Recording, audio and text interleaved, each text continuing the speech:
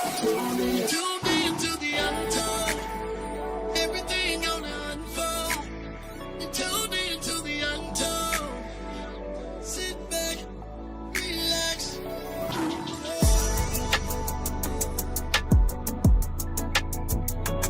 Relax. Please. Sit back and relax. This is the untold.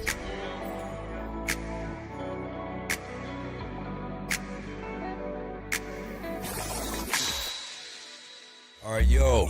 So this is another episode of the Untold, and we got this is a big deal for me. I'll tell you that. All of them are special in a way, for sure, but this is a whole nother level when it comes to just the role this guy's played in my life, like for real, for real. But I'm not even gonna hold you, like he's here. So I want y'all to. I's here. Yeah, he's here. Give it up for my big brother, Nisan Stewart. What's up, everybody? What's up, Rex? Bro. I'm in the shy. First of all, let me hijack this beginning moment. All right. And just congratulate you and appreciate you. This amazing platform. The Untold is amazing. You've had some great people leading up to today, and I'm honored to be here. And this, I've always been proud. You just for the decades that I've known you. So shout out to you for this amazing thing. And an honor to be here in the shy, only here. He's here. For Rex. I told him I'm coming. I love Chicago, man, so I'm glad to be here. Bro, that means everything. You already know our relationship. Like, we're blood. You know how I feel about you, man. And the fact that you, like, I didn't have to call you twice. You was like, nah, bro, we up. I'm coming. And that's one reason. That's why I got my LA hat on. Like I saw that. Yeah, we locked in. Yes, sir. But no, bro, let's just start. Like, so me knowing the Nisan, I know, but coming before that, like, where did it all start for you? Not in just music, but like your upbringing to where you knew this is kind of the lane you wanted to be in, like your parents and Well, what's interesting, and I've shared this many times, of course, started in the church. That's the greatest foundation that many of us musicians have. As a young man, falling in love with the drums, a young boy falling in love with the drums and listening to the records in the era in which I was born and raised up in.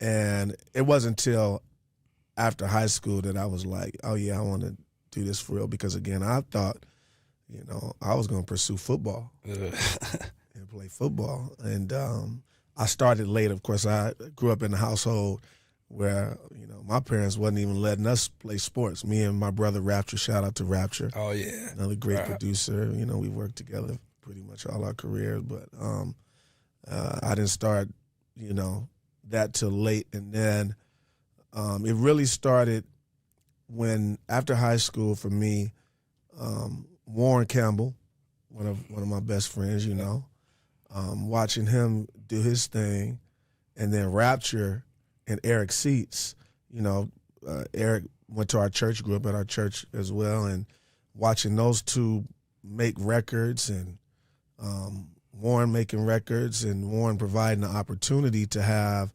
I would say, the first professional gig. He called me to go and work with this artist by the name of Puff Johnson. Rest in peace, Puff. She passed a few years ago on MCA. And the A&R, the executive, was Randy Jackson. Oh, yeah. Okay. And so Randy, Warren, we went out that weekend. It was me, Warren, and Ron Pearson, bass player. Rest in peace to him. And then we went and did a couple dates. Back then they had these conventions like the Impact Convention and stuff like that. And Warren paid me, gave me the check for that weekend. I was like, some cool money. Yeah.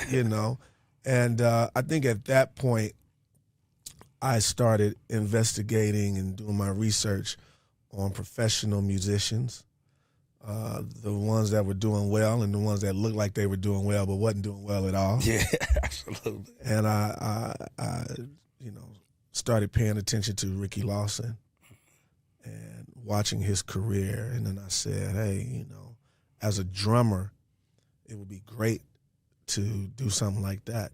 And so it started for me right after high school, I think, with the desire to do it for a living. In high school, I was growing up, and it was guys like, you know, we had, of course, the Buddy Rich Scholarship Fund. We were watching those things, and we had legends like the great Dennis Chambers. I watched, you know, videos of him. I was a student of it, but it was more like sport, like fun. Gotcha. You know, it wasn't like career, but then seeing Dave Weckl and all these guys with skills, and Vinny Colaiuta, who was my absolute favorite. Yeah. But Steve Gadd having something unique in his own lane, and I gravitated to him as well in the plan. So I learned about it, you know, and loved it because all the guys in L.A., you know, we were getting together and playing the drums and you know, I had the basement. I like to say I had the original basement of the West Coast. For sure. You know, I know y'all had them here in Chicago. That Gerald Hayward had them in New York, and, you know, the guys in D.C. doing their thing. Yeah. But all the guys would come to my church, and we'd be in the basement playing. And it was just fun for me. It wasn't career. And then, you know, that opportunity that Warren gave, I was like, yeah, let me check this out. Let me see what. So this could be a weekly thing. Yeah. Exactly. So wait. So when did you actually start playing? For you to, like, when did you actually sit down before? Because again, for him to call you at that point, like, you already had to have something in you. You know what I'm saying? So I started, of course, you know, I remember 1977. We were moving into, you know, our church, Great Emmanuel Temple at the time was in South Central. And my dad and mom in the church, they purchased the property in Linwood, which is where we're located now. And I remember the grand opening. He opened the doors of the church. There's a picture of me.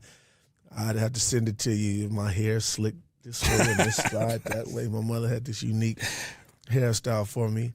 And I remember them opening the doors. They did the ribbon cutting thing, and I seen this red sparkly drum set, dude. I was like, what is that? Like, and I gravitated to that Ludwig, you know, kit.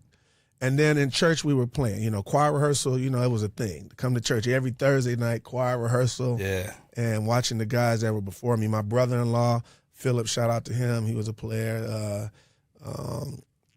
Eddie Dennis, another guy who played at our church.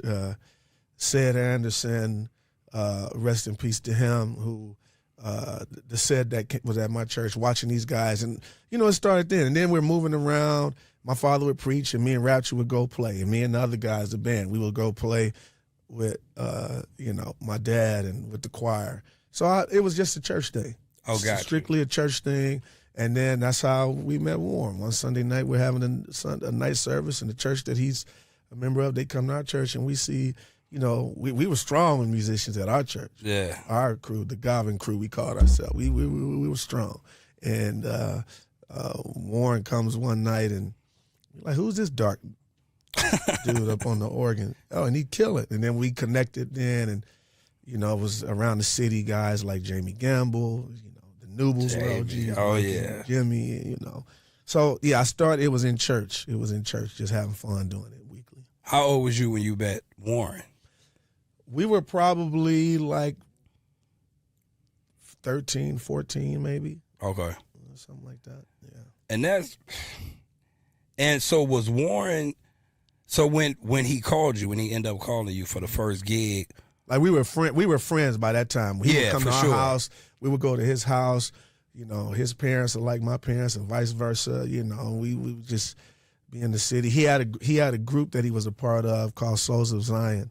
That was the first time my dad let me go to another church to play or do a gig outside of the church. He wasn't letting us go nowhere. He was like, it was too much happening in the church scene and the music scene. He was like, nah.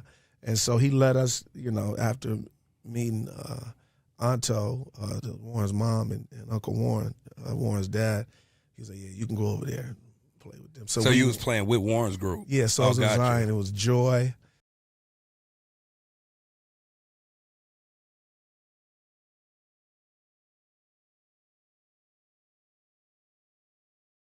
The Baby Wine is a commission, and Joy was the girl singer in the group, and yeah, we would have fun. And that's when I knew the camaraderie of musicianship. Yeah, and bands was fun. But we were teenagers then.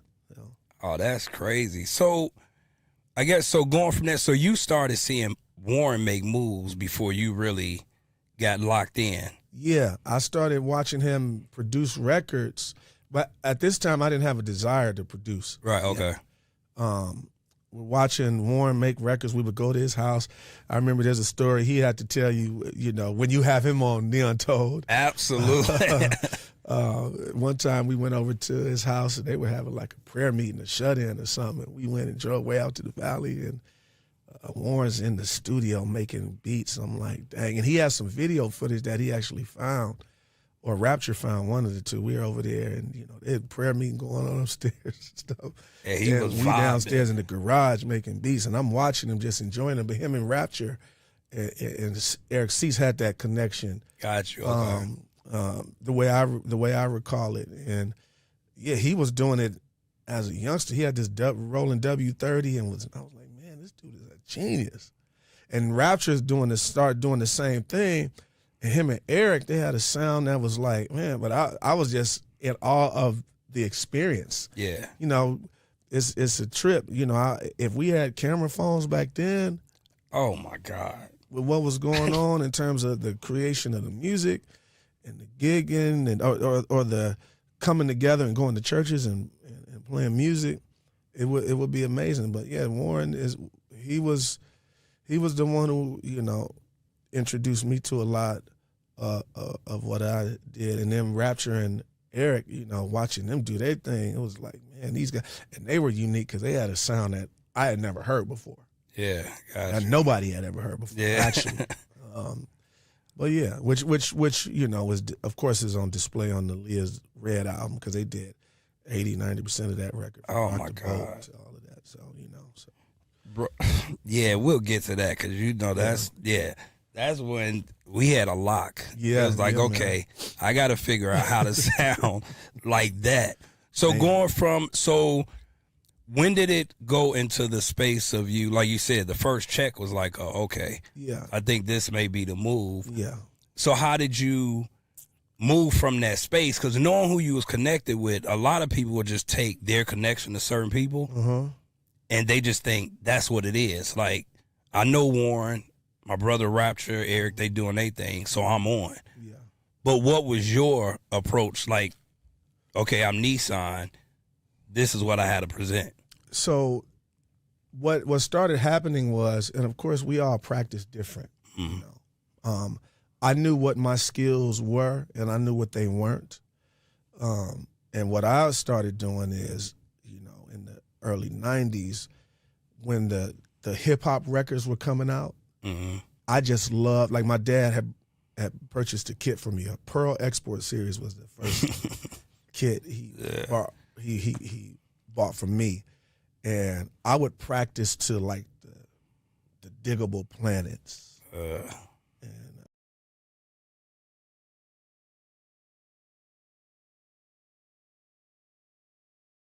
And everything that Puff and them did in New York as a segue to that.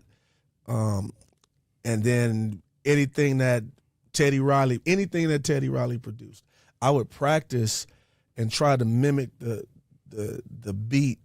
And I found a way to record myself, and I would listen back to see if I was really playing that beat. Oh yeah. I would listen back, am I playing it right? And so the hip hop thing I'm from LA, but I really loved everything shout out to the Hitmen, the original Hitmen. Oh my God. Bad Boy Hitmen. They, like the beats that they did, like Chucky Thompson, Stevie J, Rich Young Lord, all them guys, J-Dub, everything that they produced, Mario Winans, I mean, the list, goes on and on, but I would practice to that stuff. And then I was like, yeah, this is what I like playing this. Yeah. I like playing this music right here, like this. I like playing it like this. I like it sounding and feeling like the record, which is something we'll talk about later. But then from there, I remember when it really, that's when I started taking it serious. Like, okay, how am I going to do this? you know, and at the time there were not a lot of artists in the hip hop world using bands, you know. Yeah. And even, you know, there were some bands in the whole R&B world, but there wasn't any that was doing it in the way that I wanted to do it. I wanted to, you know, be a part of different situations. I wanted to be available like Ricky Lawson was to the pop world. I wanted to be that to the hip hop and R&B world. And so, yeah, I started. That comparison is crazy. It makes sense though. Like hearing you say it, and like, cause that's exactly who Ricky Lawson was. Yeah. You could drop him in any situation, and you're gonna get him, but he's gonna fit in with what's happening. Yeah, whether it was, I believe he played with the Yellow Jackets. Definitely. But you know, from Michael Jackson to Toto to the Phil Collins records, I mean, again, such an influence to me as a drummer in terms of career, setting a career, like not just what does one gig look like, what does a career look like for a musician. And he was the standard. Yeah. He was the standard. And as we started getting into it, you know, then I saw I wasn't the only one trying to get into it. And then from Chicago, all the way from Chicago, comes a gentleman, a statesman of this city, a drummer. Teddy Campbell comes to Los Angeles. Yeah. You know, shout out to my brother from Big another bro. mother and my group mate with the Soul Seekers. Absolutely. You know? And he's doing the same thing and thinking that same way. You know, I know you guys talked, I'm sure when this part 2, let me tell you how he felt when he first came to LA, how we was checking him out. Like, What was the vibe? like, who is this? Who is he? And okay, we don't even know who he is. Y'all hadn't met before Teddy got to LA? No. But he came in. I mean, it was good. It wasn't no animosity, but you know, Yeah. People are territorial. We like, you know, he comes and he's a great musician, and then he's a great guy. Yeah. And then we hit it off like that. But, you know, and then again, there's another one. Teddy's influence, even in guys like me, he was like the inspiration. Like, it's like kind of like, you know, if you watch in Rocky 3, if you watch, you know, Rocky and Apollo train together, you know, it was kind of, you have one to keep the other, you know, if he goes higher, okay, we got to go higher. How do we do it? And Teddy was definitely that. He came and had, again, Teddy, one of the greatest drummers, Oh my God, yeah. right? And him career-wise doing things and setting standards, and we're able to see and observe and not have no jealousy, no animosity, no jealousy. It's more inspiration. Yeah. You know, because I'm the believer that what's for you is for you. You just got to be responsible for working your opportunity. Yeah. And so, again, hopefully I'm not moving too far out of the areas of the question. No, I get it. Yeah.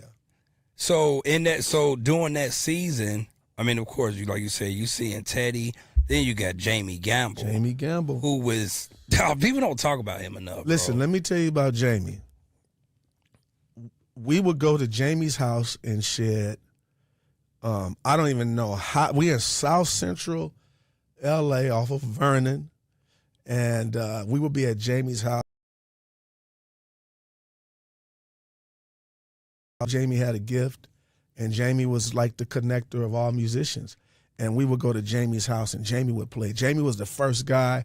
See, so I'm PAW, Pentecostal Assemblies of the World, and our bishop was Bishop Robert W. McMurray of Greater Bethany, which is the church now that my Bishop Noel Jones is the pastor of. Is now called the City of Refuge. Okay. But Jamie would be at church, and Jamie would have he's the first dude we seen with the black heads on the drums. He was the first guy that had the cymbals hanging on the rack, hanging from the rack, no stand. Like, Jamie would show up, and he would play the drums and do stuff with ease. Like,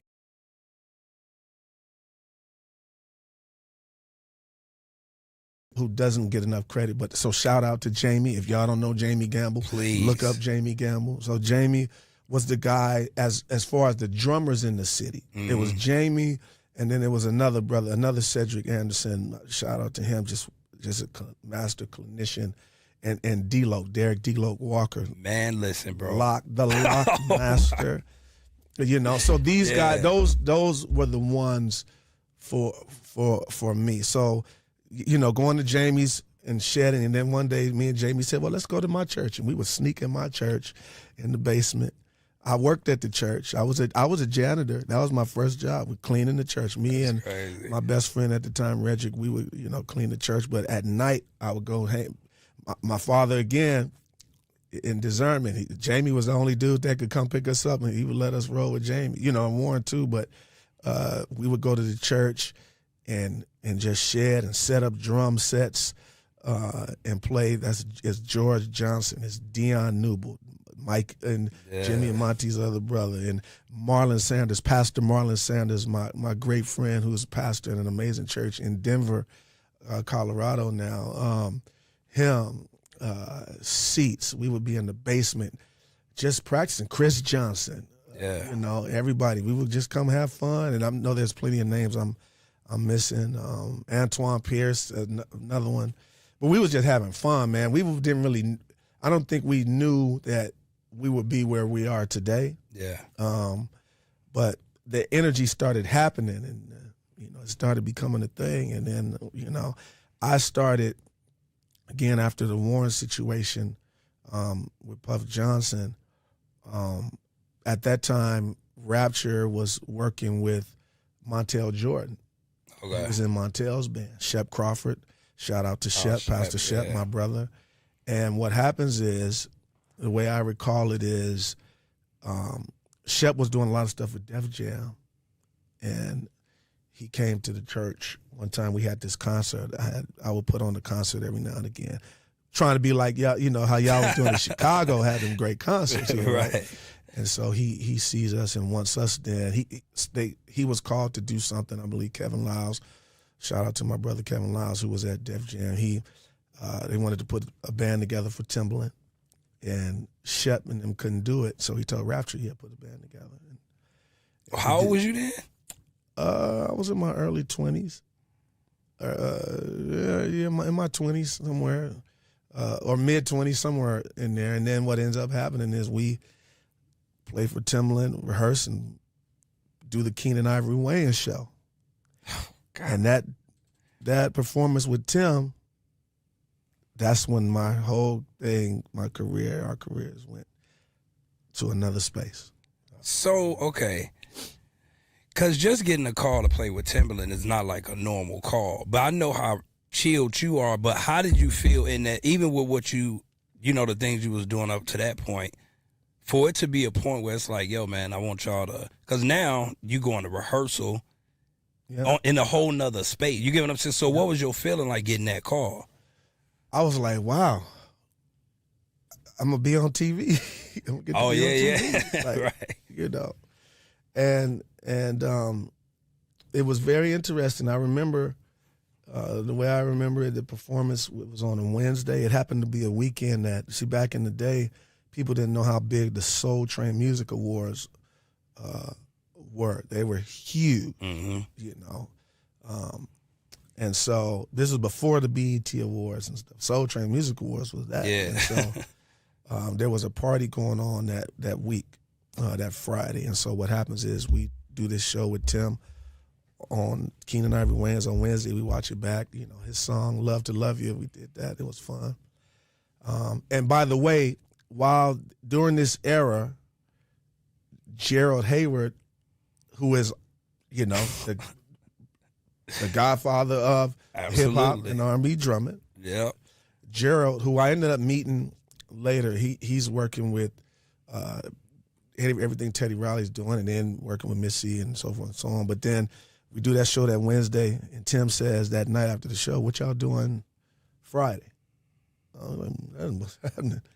Okay, tomorrow we're going to have a rehearsal. I want y'all to come play. I'm bringing in Missy, Aaliyah, Genuine, Player, and me and Magoo going to perform, and rest in peace to Magoo. And then he said, we got one day to rehearse, learn all this music. We go, one day we learn all this music. And there's a show at the House of Blues. It's a Def Jam party. So everybody from Def Jam is there. Oh, my God. All the artists from that era, Jay-Z, everybody's there. And nobody's got a band. And then with Tim, we go and we beat that show up. We beat it up. Dog, I got chills just think, because I already know, first of all, the House of Blues in L.A., the energy there is different anyway. But that, so nobody on that show had a band. Nobody. I don't recall anybody having a band. But we did that show. After that, Tim was like, I ain't doing no other show without y'all. And so that's when the run began, and it's, it was I've never been in a room. I'm talking when I say everybody in the House of Blues, which it's torn down now. It's not there anymore in LA, but everybody was there. That place is not that big, but everybody and their mama was there. Yeah. And we played that show, and I remember what the energy was and the way we approached the music, because Rapture was the one, who was MDing the situation. And him as a producer, wanting the records to sound like the records, just sound like the records, but on steroids. That's our theory. Sound like the record, but make it sound on steroids. And he did a show in the Bay, and then the show in Seattle that next weekend. And that was my first time playing in front of like 20,000 people. I was so nervous, man. And so who was on that? Was y'all just playing with Tim, or was he traveling? That was just Tim and Magoo. That's when their career started. They were working radio. We were doing all the radio shows. Okay. So the first two we started at, and Tim was like, the band is going. That's dope, because back then, but like you said, most artists didn't have bands. Correct. In that. But it's like people wasn't stepping up for their bands like that either. Correct. But Tim, you got to understand, Tim was the producer who literally came in and changed the sound of music, right? Yeah. He came in, changed the sound of music, and so he can get whatever he wants. Yeah. And so Tim went, and then we traveled and was able to, we went to school under the leadership of Timothy Mosley. We went to school, we learned a bunch of stuff, man. And shout out to Tim, because our careers wouldn't be what they became if it wasn't for him too. So it's shout out to Tim. That's one of my favorite producers. My favorite producer, period. So let me ask you this: with that, is that when you started producing as well, or were you already doing it? Well, no, I was not doing it. I'll tell you this story. Me and Rapture was still living at home with our parents, and one day, I know Rapture and Eric they were doing their thing, and I remember the first time he came, we were home, and something came in the mail. He opened an envelope. He came, look at this, look at what I got. So Rapture and Eric produced their first song, the first song that actually was going to be a single, and that was Where My Girl's At, 702. Oh, wow. Dog, I didn't know they did that song. Oh, yeah. Missy wrote it. They produced it, did the beat. Oh, that's crazy. Rapture showed me this check. I think it was like 20,000. Like, look. Now I remember, them working on that beat and how they did it. And I was like, right.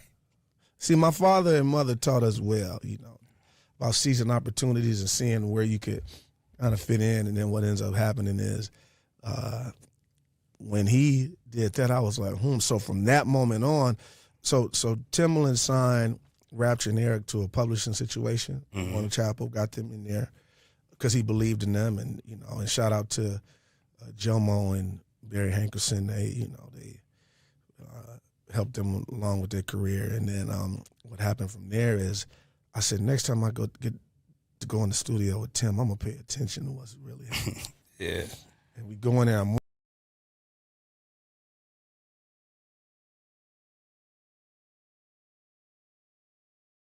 Little did I know that listening to gospel music the way I grew up listening to it, it wasn't just regular. I was listening to everything. Yeah. I was listening to how it sounded. I was listening to those early Clark Sisters albums. I was listening to the Milton Brunson albums. I was listening to Commission and the Winans, and I was listening to how it sounded. I didn't know that then. Subconsciously, I was developing the producing ear. Yeah. But when I saw those guys doing the work, I was like, you know what? I think I want to learn this, and saw Rapture and Eric, and then Warren Campbell, and then meeting other guys through those situations and watching these guys produce. I was like, let me try it. So, me and my production partner at the time, Dante, we got an MPC, we got a keyboard. We said, let's figure this out. Let's see what we can do. And Tim, I was blessed to be in that situation because I had Timberland to give a CD to or a DAT to say, is this good or is this not good? Yeah. So that was the blessing. That's a connection of all connections. Yeah, that was a blessing. And then after my first batch of beats that I did, my very first song that I produced came out of that first batch of 10. Really? Yes. And that was a song that was Chicago-inspired and Euro-inspired called For My People on Missy's So Addictive album. Did that beat. I did that beat in my parents' home, but it had that Chicago hop, that Chicago bounce. And, I played it for some people. They was like, what is this? This is weird. This is weird music. And then Missy heard it, was like, yo, who's that for? I was like, you. And then, again, that began, part of our production career together. Me, Missy, and Craig, we did a lot of stuff together. And so, shout out to Missy, one of the greatest artists of all time. Oh, absolutely. But that's how I got into it. Again, Rapture coming showing me this check. Like, wait a minute, So what? you getting on drums and production started off with somebody showing you a check. Yeah, because I figured, I said I had something that I could work. No, absolutely. Yeah, I I'm said, just let me saying that's see. funny. It's It's like, okay, because we all want to make money. Yeah. I didn't want to do anything illegal. yeah. I wasn't raised to do anything illegal, although I had a stint in doing some illegal things and, got arrested for doing some illegal real quick one time. And after that, I was like, oh, never again. Yeah. Never again. And so I seized the opportunities. And then as I got into it, but all that time while I was in it, like I was saying, I was listening to all these records, man. Who played on this record? And, if it's from Chicago and seeing like Kevin Brunson and Ray and Percy Beatty and, Oh, God, yeah. the legends and all these people. And then, as youngsters, I got my friends. And then meeting Aaron Lindsay when I'm young and seeing these guys that are doing great things. And then the one that I call him the silent assassin, our Bishop friend now, Bishop Jason Nelson, who was an amazing bass player. Yeah. People didn't know how he was a bass player. I didn't even know he was a singer when we was kids growing up in PAW. And so just learning, man, and I just love music. That's the power of music. Because even without the desire to have a career at first, just what music did. It had that effect on me like it does, like it'll have on the mailman or the lady that works at a front office. It had that effect on me. I just, was blessed with a little bit of the creative skills to recognize it and then sharpen it and, get here where I'm at today. Bro, some of this stuff I thought I knew basically everything about you. Oh. But I didn't know. I definitely didn't know, because it's like you said, being around, it's like the group you was around, bro. Yeah. It's like if you can't be inspired by that set of people, you know what I'm saying? Like, the greatest time in music, one of the greatest times in music, we jokingly call them the golden years of our genre. Like, while things was happening and we're seeing artists become wealthy and producers and musicians start doing well, it was a good time, man. And I think studying and watching, musicians and watching videos of artists do their thing and just being in love with the music. That's how it starts too. It really starts with the love of music. Yeah. Before that, you see any dollars, cents, and any of that. It's just the love of music, and that started, for me coming out of the 70s. I was born in '74, so yeah, I'm telling my age because I'm gonna be 50 this year. That's what it is. What we doing? We doing something. We doing a few things. Yeah. I'm gonna let you know. I'll give you the private access code. Absolutely. We'll figure it out. Yeah, man, just having a love for music, man, and it started with what we're rooted in, and that's the gospel. That's what's crazy. Yeah. So, and here we are. But it's so, because like you said, us being rooted in gospel, like gravitating to like the playing side of you. Yes. Because what happens is a lot of guys that we're all rooted, you know, we come from a gospel, they don't know how to turn that switch. Yeah. So my question will be, because I see where you're going with this, bro. No, listen. Because again, like I'm feeding off these pockets you give me. Yeah. I'm like, okay, because a lot of these messages need to be heard, Yeah. but from a person who's dealt with different situations. So by you being around this core, you got Warren, you got Rap, Tim, all them over here. But again, you're still in church. Mm-hmm. Church didn't sound like what you all were playing. Right.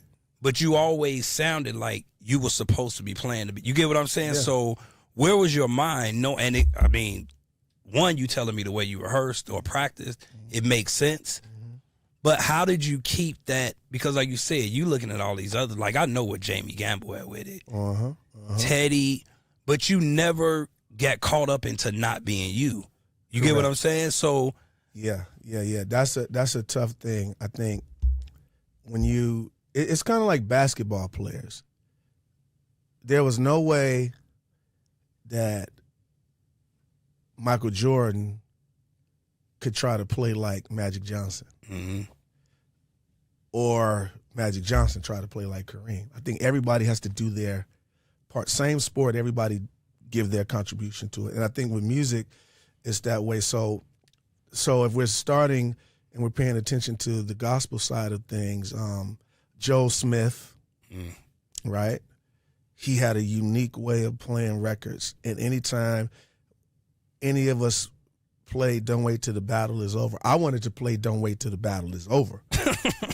I didn't want to play like Perfect Peace, like Don't Wait. You played Don't Wait Till the Battle Is Over. Get in the spirit of that record, the spirit of when it was created, whatever magically happened in that moment, because I didn't want to mess up the song. Mm-hmm. I wanted to have that same vibe. When you listen to the record and what it does to you, what it does for you, I wanted to be able to duplicate that. And so I learned that. So if it's playing that, if it was trying to play when Hezekiah's first album came out, and Gerald is on there. That's Gerald not I'll Hayward, Make It, is it? I'll Make It. That's okay. Yeah, and Gerald is on there doing his thing. And I'm like, okay, we want to try to play it like that. Yeah. I wanted to always keep the integrity of the records. Got you. And so, but still being me, but within the integrity of the record. Some people are at a point where they'll decide they're weighing, is it to play the record with integrity or is it them? And they make it about them. It's like, forget the record. And that's why sometimes some people will play certain songs and I'll be like, because I'm not even feeling it, because I want to hear the spirit of that record. And there are artists and we work for them who that's what they want. Michael Jackson, we watch all the documentaries, he's like, that's the way I created it. That's the way I want it to sound. Definitely. Not only Michael, Puff has that. He has that that's a thing. Then you have Prince had it. So when John Blackwell is playing, rest in peace, it's that. It's Ricky Lawson. Ricky Lawson played the records on the recordings, and then he gets out and playing with the artists. It's easy then, but to come behind something that somebody else created and deliver it with integrity, that matters. There's no way Timberland is going to let anybody play his beats in a way that's not like how he created it. Yeah. So everything that I wanted to do, I wanted to sound like the record. I needed to be okay with my sound. And at this time, but then you have people that want to play like Dave Welcome, want to play the chops, which I love chops. I love them. That's just not my thing per se. In terms of my gift is playing the records. And so what ends up happening is, that's what mattered to me. And as a producer, the more I started getting into producing, that's what mattered to me. Let's give it a sound that's going to live forever and not just manipulate it and change it into something else that don't sound like what was originally created. So I focused on that. That's my thing. I've learned a lot from you, but that's one of the things that's one of the things I learned about you before we even officially met. Because it's like, again, I'm looking at all these different dudes. Then I heard you. I was just like, he's playing the record exactly like it's supposed to. And that's not something I was used to. So even by the time we linked and you made me, you was like, no, get a hold. You can play. That's all you would say. You was like, yeah, you can play, but there's more. You was like really locked into these records. So the artist can feel a live version of what they had in the studio. Yep. You get what I'm saying? Yes, sir. So I've always respected that. I mean, about your plan. So in those moves, like because you went from Timberland, and then where did that lead you musically? Like from that gig to what? In terms of as a drummer? Yeah. So what started happening is, again, we would go and do these shows, and our band, shout out to the guys, 100 Grand Band. Oh, yes, sir. 50 Cent gave us that name. Who did? 50. Really? Yeah. I believe it was 50. I think, check with Rapture on that. But I think 50 gave that to us. But, because they had to break that bank to use us. Yeah. Oh, I already know. They took care of us well. Many people took care of us well. But, so we're doing these shows with Tim. And again, he's the only rapper on these big radio festivals with a band. Yeah. And then people started calling us like, oh, and we were cool with people because now we're in the studio. At this point, we're in the studio doing records. We'd be in New York, Rap and Cease had an apartment in New York. Warren had an apartment in New York. That's crazy. We'd be in New York. We'd be in Miami doing records. And then we would meet other artists in the studio.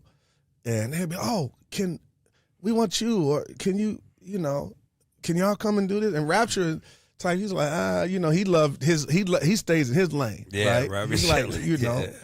Rap is another nonchalant version of me. We have our, yin and yang as brothers. But then what happens is, I started getting a lot of calls, and I started taking, because I'm like the administrator guy too as well.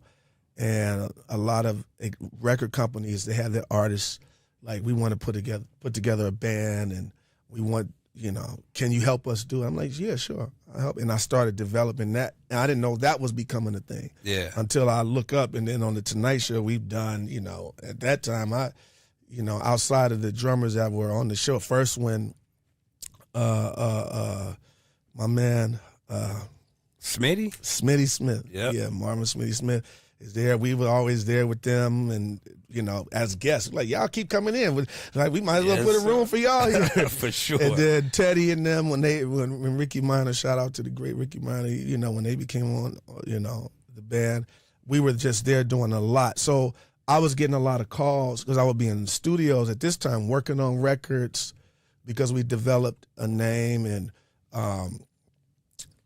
not only that, but doing shows and just meeting managers coming. Hey, we want to. Can you hook this up? I heard you, and that was another thing about the reputation. Like, we heard you know how to do this and make it happen and make it happen quick. And so, we got you. And so that's how we serviced the industry, and we played with tons and tons of people. Just I don't know anybody y'all haven't played with, bro. Yeah, we were.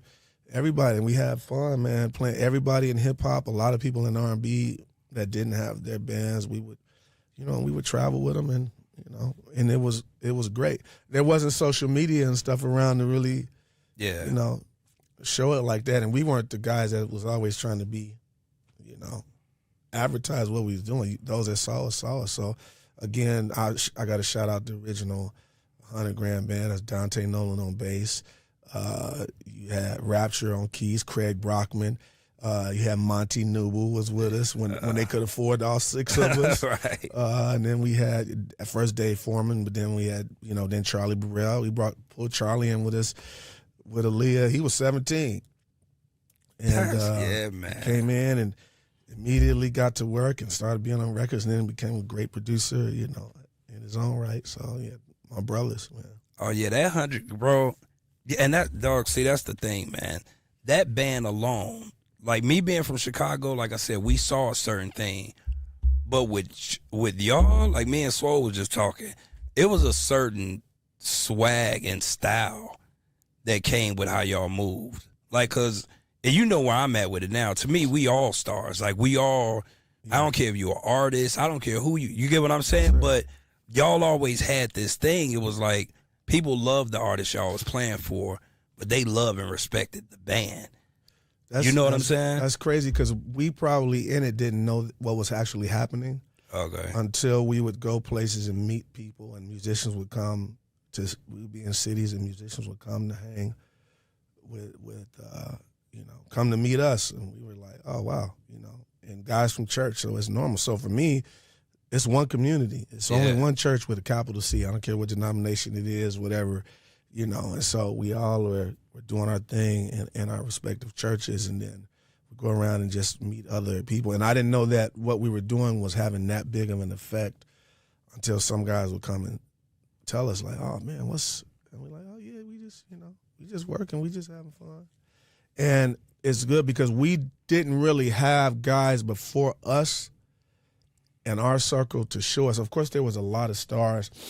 You know, one of the stars for me as a musician is my brother, you know, Andrew Goucher. Yeah, Goucher. Because Gooch was like the star. Sure. He was one of a kind, man. There's so many. Somebody got to do a documentary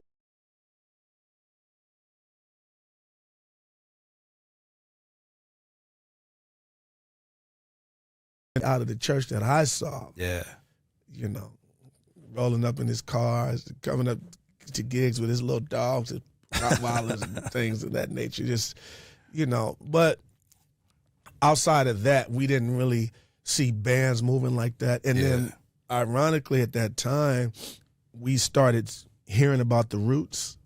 Oh, and okay. The Roots was doing that thing. And I remember, I give you a fun fact, you know, the Roots did the Jay-Z Unplugged album, what was the Unplugged album? Oh, yeah, the MTV? Yeah. We were in the running to do that record, too. We were.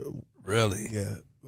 For a minute, we thought we had it, but, you know, respect to Amir and them who did that thing, they killed it. Yeah. So we like that. Yeah, but a lot of opportunities were coming our way, and we were doing great things, and we started taking the producer route, and, you know.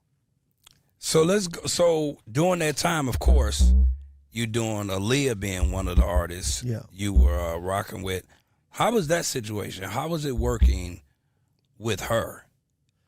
Because it seemed like she was so young. That's the crazy thing. It's like she was such a star, but she was so young. You know what I mean? But being in that camp, like how was it working with her? Man, baby girl was the sweetest person that, again, I was blessed to work with such good people.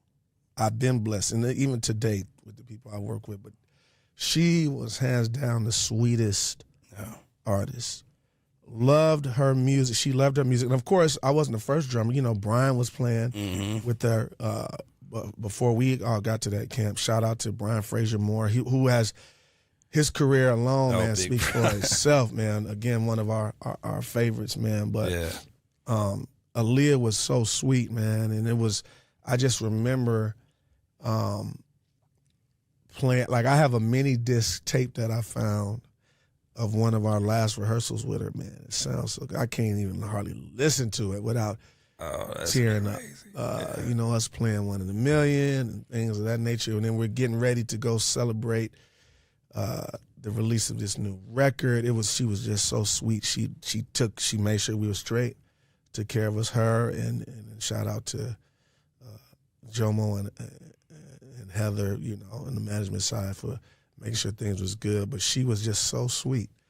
I remember when we would come to New York, she would, you know, some people leave the band out, hang, you know. Yeah. It wasn't that. It's like, no, y'all come with me. We going to here, we're going to eat here, we're going to do this, we're going to do that.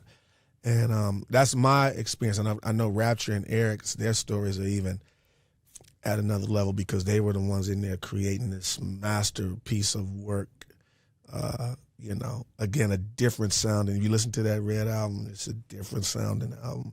But she had a thing, man. She was a perfectionist, and she loved what she did, you know. And so when she, you know, when that accident, that tragedy happened, it was something that just tore us all up, because we're thinking we were getting ready to do a major world tour and all of that stuff. And then we just happened to be with Missy Elliott in Jamaica when the accident happened. So a lot of people thought because we were actually supposed to go with them to the Bahamas or wherever she shot the video at, because it was rap and Seat's song, Rock the Boat. Mm-hmm. But we're with Missy and at this festival, performing out there, when we all in the room kicking it, and we get a knock on the door, and Missy opens the door, she's crying, and Mona's behind her, and she's on the phone, and we're like, what's happening? It was like they saying it was an accident. And then a lot of our friends thought we were out there. They thought we were on that. I called you. Yeah, people were calling. That's when we just really started getting cell phones like that. Yeah. And phones going straight to voicemail. People tripping. Everybody's tripping. I called back home to my mother. She says, what's going on? So many people are calling. They saying, you know, you guys were in a plane crash. And I was like, no, we're here. And, you know. So that was a blur. That was something that we'll always remember. But Aaliyah, hands down, was a lot of these female artists today, the young ones, she's definitely been influential. You can just see it. Oh, yeah. Whether directly or indirectly. Mm-hmm. And so, hands down, one of the greatest experiences of my life. That was, bro. Because matter of fact, when that happened, I was playing for New G. Mm-hmm. And we were in either San Diego or Sacramento, whichever one. And we heard when we got off stage. Yeah. And I remember reaching out, because I remember talking to you previous to that, and you said you was about to go out. Mm-hmm. Mm-hmm. So I just, like you said, a lot of us thought, it was like, and then we talked, I was like, oh, man. But, yeah, rest in peace to Aaliyah, because that whole era of music, mm-hmm. first of all, it's missed. Yeah. That's the first thing I'll say. Yeah. It's missed, and it was such a sound that wasn't the norm. Right. You get what I'm saying? Like, that was just it was a different time. But being around that all the time, like, even with the production, did it push you? I know it pushed you, but did it ever put you in a place where you was like, okay, maybe I'm not ready? Or, because it's like being around that much talent. Yeah, man. Okay, so the thing that musicians deal with the insecurity thing. Mm-hmm. Again, I remember there was a time, if we go to the drumming side, when we finally did that first show with Timberland in San Jose Arena, 20,000 people. I was up there playing. I'm nervous as crap. Every time I do, I think, oh man, I was in my head so much. Yeah. And it's like not to be deep or nothing, but it was, something telling me, you already here. Why are you tripping? You're here. It's yours. Yeah. Just do what you've been working to do all these years. You know, you've developed the craft. And so then I settled into myself. And then when it comes to the producing, it's just a matter of every producer creates what they like. Mm-hmm.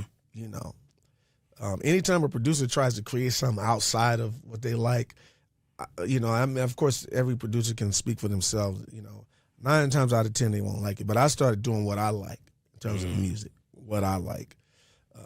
If I'm working with somebody, it's what we like, And so we were settled into that. And the way my theory is, again, what's for me is for me. It's something that's supposed to happen from this. Of course, I'm going to do my due diligence and do my work. But it'll happen. And if it doesn't, hey, life happens, you move on. Yeah. And so I was so into the craft and what we were doing as producers, again, me and Dante doing our thing. And then when Missy one day she reached out to me and she said, yo, I need you and Craig. I want you and I want Craig Brockman to do this record. My girl Tweet is coming up. Mm. And she's like, I want you to, there's a session, I want you to go and I want you to handle it and I want you and Craig to make sure it's good. Okay, so what happens is from there, We go in the studio. Tweet has a song idea. She has a song called Best Friend. And Belial, she was bringing in Belial. I've never met Belial. And we do that. And then Missy loves it. And she says, I want you and Craig to go and produce Tweet.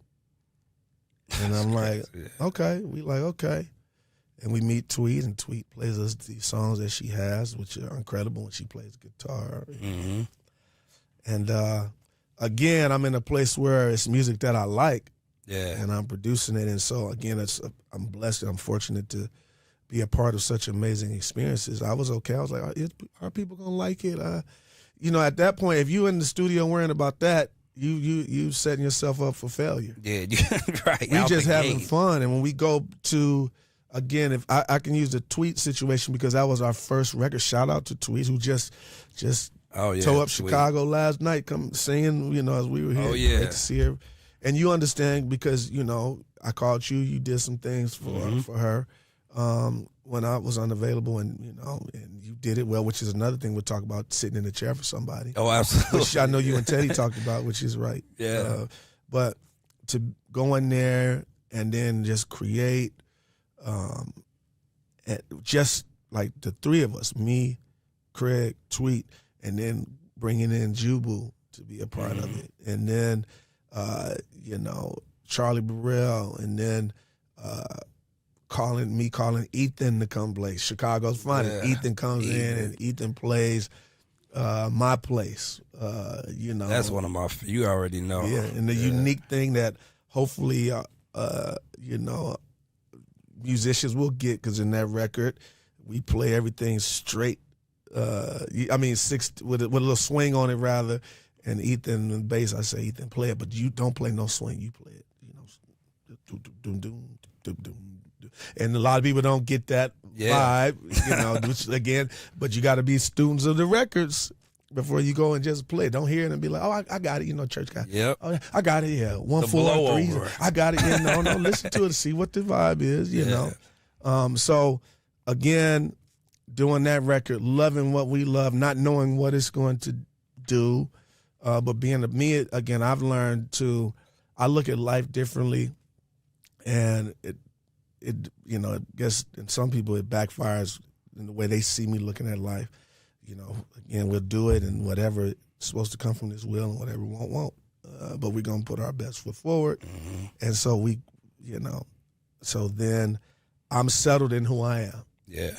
As a producer, and learning it, and learning from the greats, and witnessing greats do their thing. The best thing I could do is be the best Nisan that I can. Yeah. So I'm okay with that. You have to be okay with that. And we have fun in the process. So that's how the Tweet connection happened. And, So was that your first album where you were in not full control, but your hand was on it completely? Yes. It was? Okay.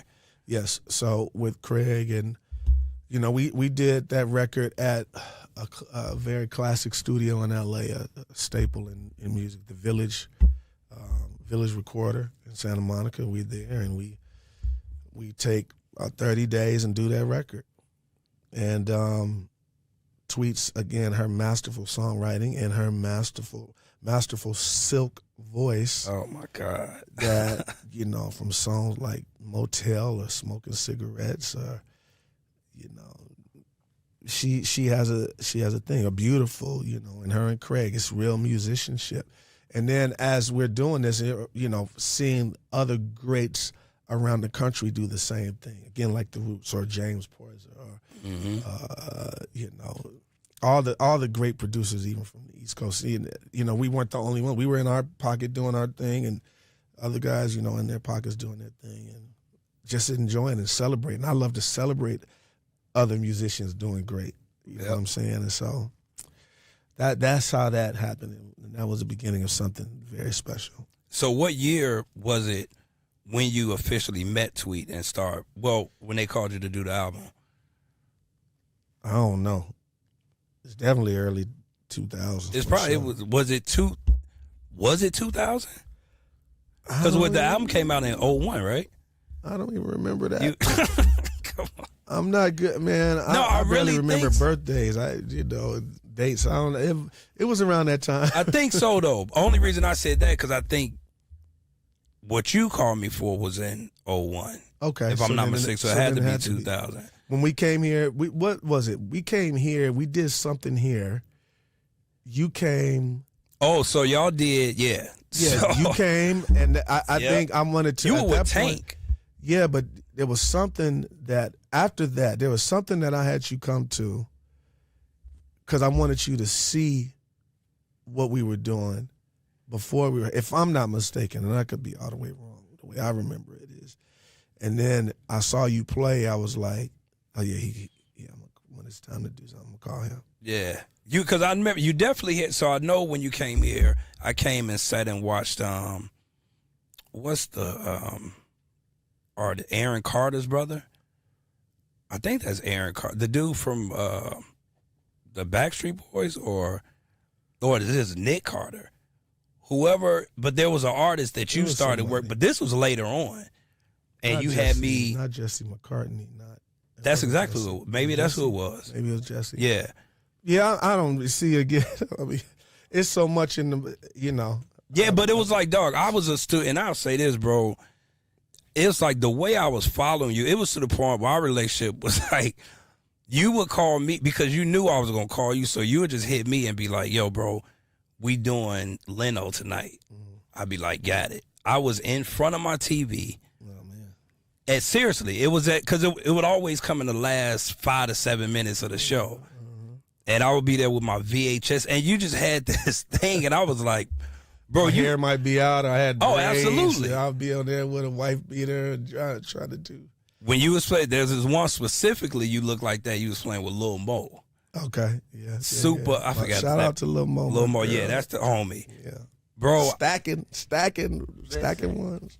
dog, it was a different type of energy. And again, like during that moment, that time period, it's like I was telling you, that's when my wife's friend at the time. Yes. She was like, not husband, your boyfriend at the time. He's like into the little music thing, right? She was like, little music, like, yeah. Man, Tiff said, Tank is at the House of Blues. I said, what time do we need to be ready? And I was 19 at the time. I know that for a fact because at the House of Blues. Lil Rex. I was definitely, Kevin Randolph was with me that day. Shout out to Kev, my brother. Dog, so when you under 21, they put a stamp on your hand.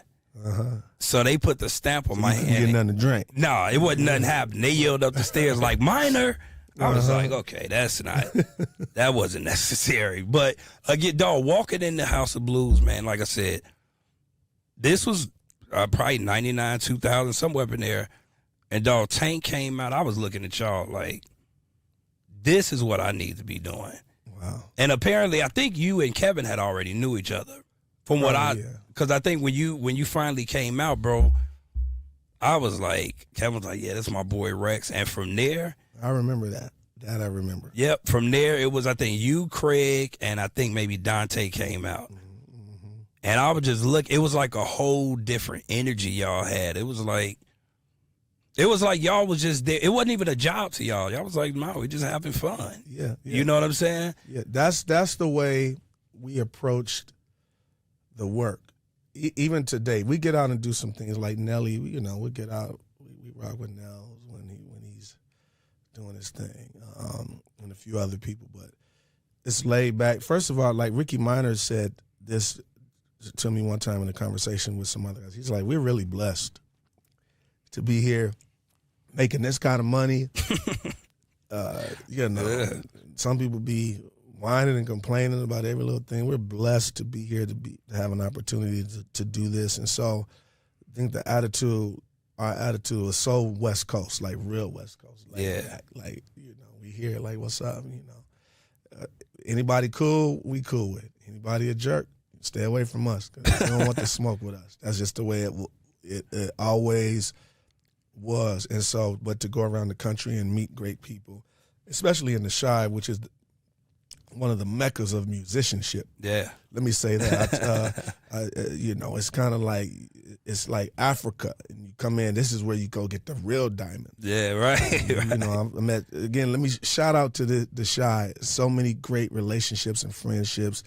You know, I can't come to this city without thinking about Kahari. Oh, man. Rest in peace. You know, I think about Damo, one of my great friends, Ethan, you know, Oscar Seaton, you know, y'all, Teddy, you know, everybody that's here. So in the music world, you guys have done so much and bring so much to the table, from little Tony, my brother, the little assassin. His bass could probably kill somebody. The sound that come out of that thing. Yeah, Tony don't play games. Yeah, but you know, just being cool, man, and just meeting people. You know, I know some people it's more of a competition to others, and it's a status platform for others. It wasn't that for us. It's just about, let's do some good work and have fun. Yeah, we want to. You know, we've seen life happen.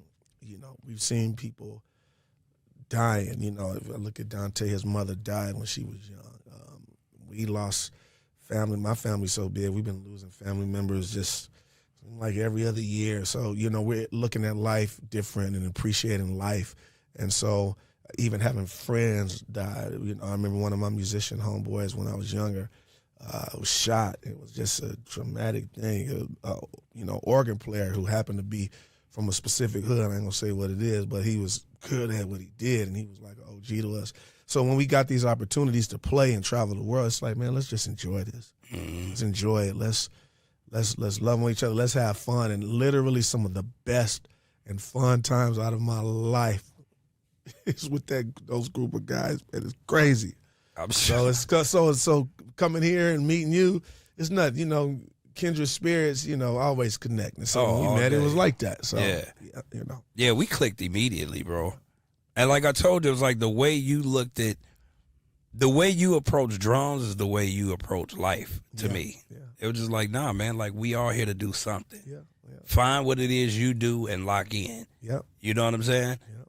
Like that was one thing, like, because I'll tell you this quick story, even when with the tweet call, because I remember even previous to that, like I would talk to you, and our relationship wasn't even about I want to be on. Correct. It was just like, dog, like, what you doing next? Or I just took notes from afar a lot of times. And there was it was a change at one time, because before I get to the tweet story, y'all that came here, I don't even know who y'all was playing with, honestly. But you called me. You was like, yo, bro, we want to go to, what's the Jersey store y'all used to go to? Oh, yeah. Yeah, that was a thing. You know what I'm talking about? It was like off Roosevelt. Yeah. And I hadn't started making any real money at that, not yet, at least. And he's like, nah, man, we want to go get some jerky. So I was like, well, I had a Jeep Cherokee. Yeah, I remember the Cherokee. I was like, I'll come pick y'all up, dog. I think it was 5 of y'all. Piled up in there. Oh, niggas was in the trunk. Yeah. But, like, dog, and this is serious, like, man, y'all getting us going in that store, and I'm looking at y'all shop, like, I'm like, this is where I want to be. Man, you know, the problem in Chicago, y'all got so much good stuff in Chicago. Y'all got good food, great musicians, great people. I remember one time we was here, me and Craig was here, and we went into this spot on Michigan Avenue and had some mink coats made. I'm like, I don't know why. Oh, come on. Are you serious? Yes. We had some mink coats. To take them back to L.A.? Yes. I'm like, why did, you know, that was probably that was one of my stupid purchases. Bought a mink that I probably wore like twice. I think it's still in the closet, maybe somewhere. I don't know, but in Chicago. But again, learning the cultures. There's a lot of things about, you know, Chicago that's the same as L.A. in terms of the hoods, in terms of gang culture, all of that stuff. And then you know, it's different, but they have similarities. And then the culture of dressing and learning. You guys is different. We ain't getting no snow. We ain't getting none of this brick hawk that y'all get, you know. And so come in here and just like how they do in Chicago and how they, you know, in New York, same thing. But we are who we are. We straight up L.A. It's always going to be L.A. Ain't nothing else but L.A. So, but again, meeting people around the country and that, you know, you being hospitable to us when we came, and us, trying to return the favor when you come to LA. Always. People come to LA as a thing, and that's how we met. It wasn't social media that was connecting us at that time. We would just meet somebody, maybe seeing them outside, backstage at a show, or here or there. Or, even I always think about Gerald again to speak on him. I remember when Gerald was coming to LA playing with Hezekiah Walker. And they would come to Greater Bethany, and I got videotape. See, back then, it wasn't phones. You was actually walking around with cameras. Yeah. And I had videotape of Gerald Hayward playing the drums with Hezekiah Walker, and then meeting him. I'm like, oh, my God, this is Gerald. Hey, man, I'm Nisan. And this is the late 80s, early 90s, and he's doing his thing. And, again, another staple, because he was the one that was doing it at the level that we wanted to do it at. Absolutely. And where a lot of people may hate on it or hate on Gerald, he's unapologetically New York. Oh, all day. And he does his thing the way he does his thing. Yeah. And just a great friend, one of the kindest people you're going to ever meet. But, that's, again, that's how we were meeting each other. And so when we go to cities and meet some of the great musicians around the country, I'll say this, just when you think you're the baddest, you think you're the best, there's somebody out there that will wipe the floor with your gift. Oh, So absolutely. I say that to say, remain humble, meet good people. You never know the relationships that you'll have, because one day you're going to get so old that the gift ain't going to be like it was 10, 20, 30, 40 years ago. Right. So be humble, so that way when you get old, you still have friends that you can call when you go to their cities, or they can call you and go and have a bite to eat, and your kids or grandkids could see one another. And that's what it's about. Life is about more than the gifts that we bear. It's about how we treat one another and how we connect with one another. Make sure you stay around the right people and get rid of those that mean evil, period. Dog, I'm glad you said that, because that's, bro, you've always walked like that. Like, it never was about, it was about, your life was about music, but your life was also about relationships. Yes, sir. That's one of the things out the gate I learned. Because even when I would come to L.A., whether it was for something to do for you or just there, me and you have never sat out on the drums together. Actually, you're right. Never. We've never shared it. We ain't never, like, if you playing somewhere and then I come by, I'll sit on your kit, but no, like, just trade, no. Yeah, or the same with you. You've been to L.A. thousands of times, and I've come to watch you play and enjoy you work in your space, and, always me being attentive to the point that, let me see, what can I learn from this here, or, and then when you came on to the DW family, and then us, just like watching what you created with the guys at DW, Garrison, Louis, all of those, making those great pieces for us. The relationship is so important. I'm learning it even more so now. Not to get off the subject, but in the pandemic in 2000, I lost my best friend. I came to Chicago to bury Bishop E. Mm-hmm. Shout out to APC Morgan Park, my friend Bill Ellis. Our families are tight. I leave. My best friend takes me to the airport to come here. I leave here to get out this cold in that December to go to Miami to play some golf with some friends, go back home, have COVID. My best friend has it, and in a matter of days, he's gone. And so for me, then after that, a close pastor friend dies. Then after that, the next month after that, another one of our friends who grew up with us in the church passed. Shouldn't be gone, like younger than me. And so those things really, I began appreciating how I handled relationships before, but after that, it's so different every day. You never know. This could be let me find some wood to knock on. This could be the last time we sit and talk. That's the way life goes. Yeah. And so again, we appreciate the moments. I learned to do that, man. And I don't get everything right. I ain't perfect. There's a whole bunch of things. I got a list of a whole bunch of crap I've done that's not right, but I try to at least make sure my relationships are good, and then meeting people in this family, this fraternity / sorority of musicians and singers. Man, we're blessed to be able to And you know what it is when you're sitting and you're playing in front of 20, 30,000 people, and to watch the reaction of people. People came to these shows because they needed it. Not only did they want it, but some of them, not only did they want to see their favorite artist or musician, but some people actually needed it. Yep. And so to see, you know, whether it's watching you, you know, on American Idol for a year or watching you play with the various artists you've played with, you know, that's a blessing. And so those of us that get to participate in it is something that, you know, the relationships are just great to, you know, forget all the hype and all the cap. Absolutely. We here, we're doing something great. Enjoy it, you know, to enjoy it all the way to your last day. And you. I don't mean to be preachy or nothing. No. Hey, listen, no, because that's what's needed, man. Because a lot of this stuff you told me in private. Yeah. So now it's just because I remember at a point, it was at a point in my career, I was just angry. Yeah. And it was like I wasn't angry at anybody. Like I told you before, I just went through a point where I always felt like I was proving myself. Even though I was doing what I was doing, it's like, man, niggas ain't respecting me. And you called me one day. You was like, yo, what you doing? Like, nothing. You was like, well, you too angry. You gonna have to chill. Like, that's how you talk. You was like, I was talking to some guys, and he was like, Rex, people were paid to be where we are. Yeah.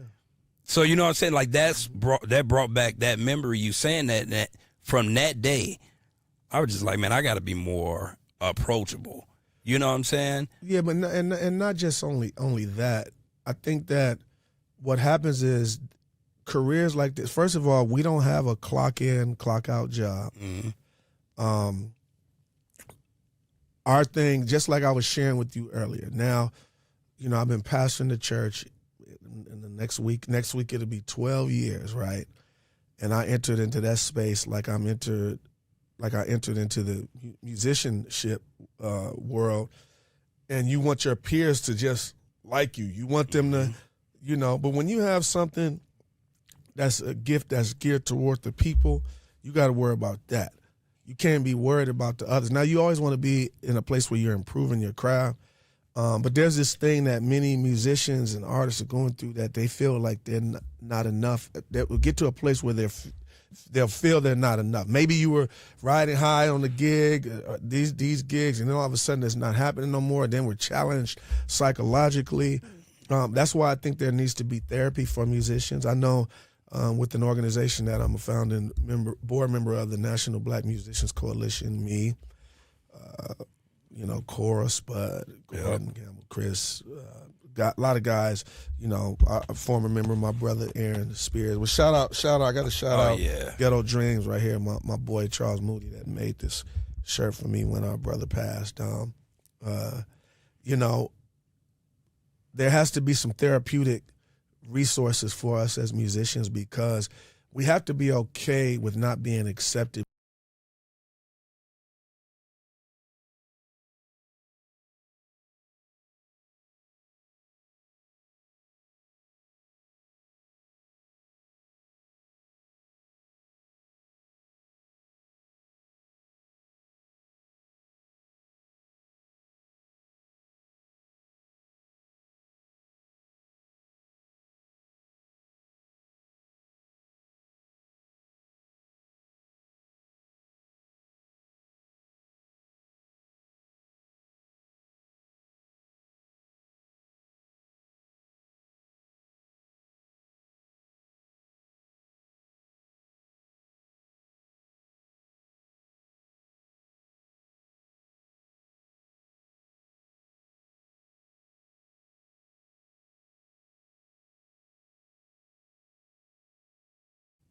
I saw Samuel Jackson say this: a game of mistakes.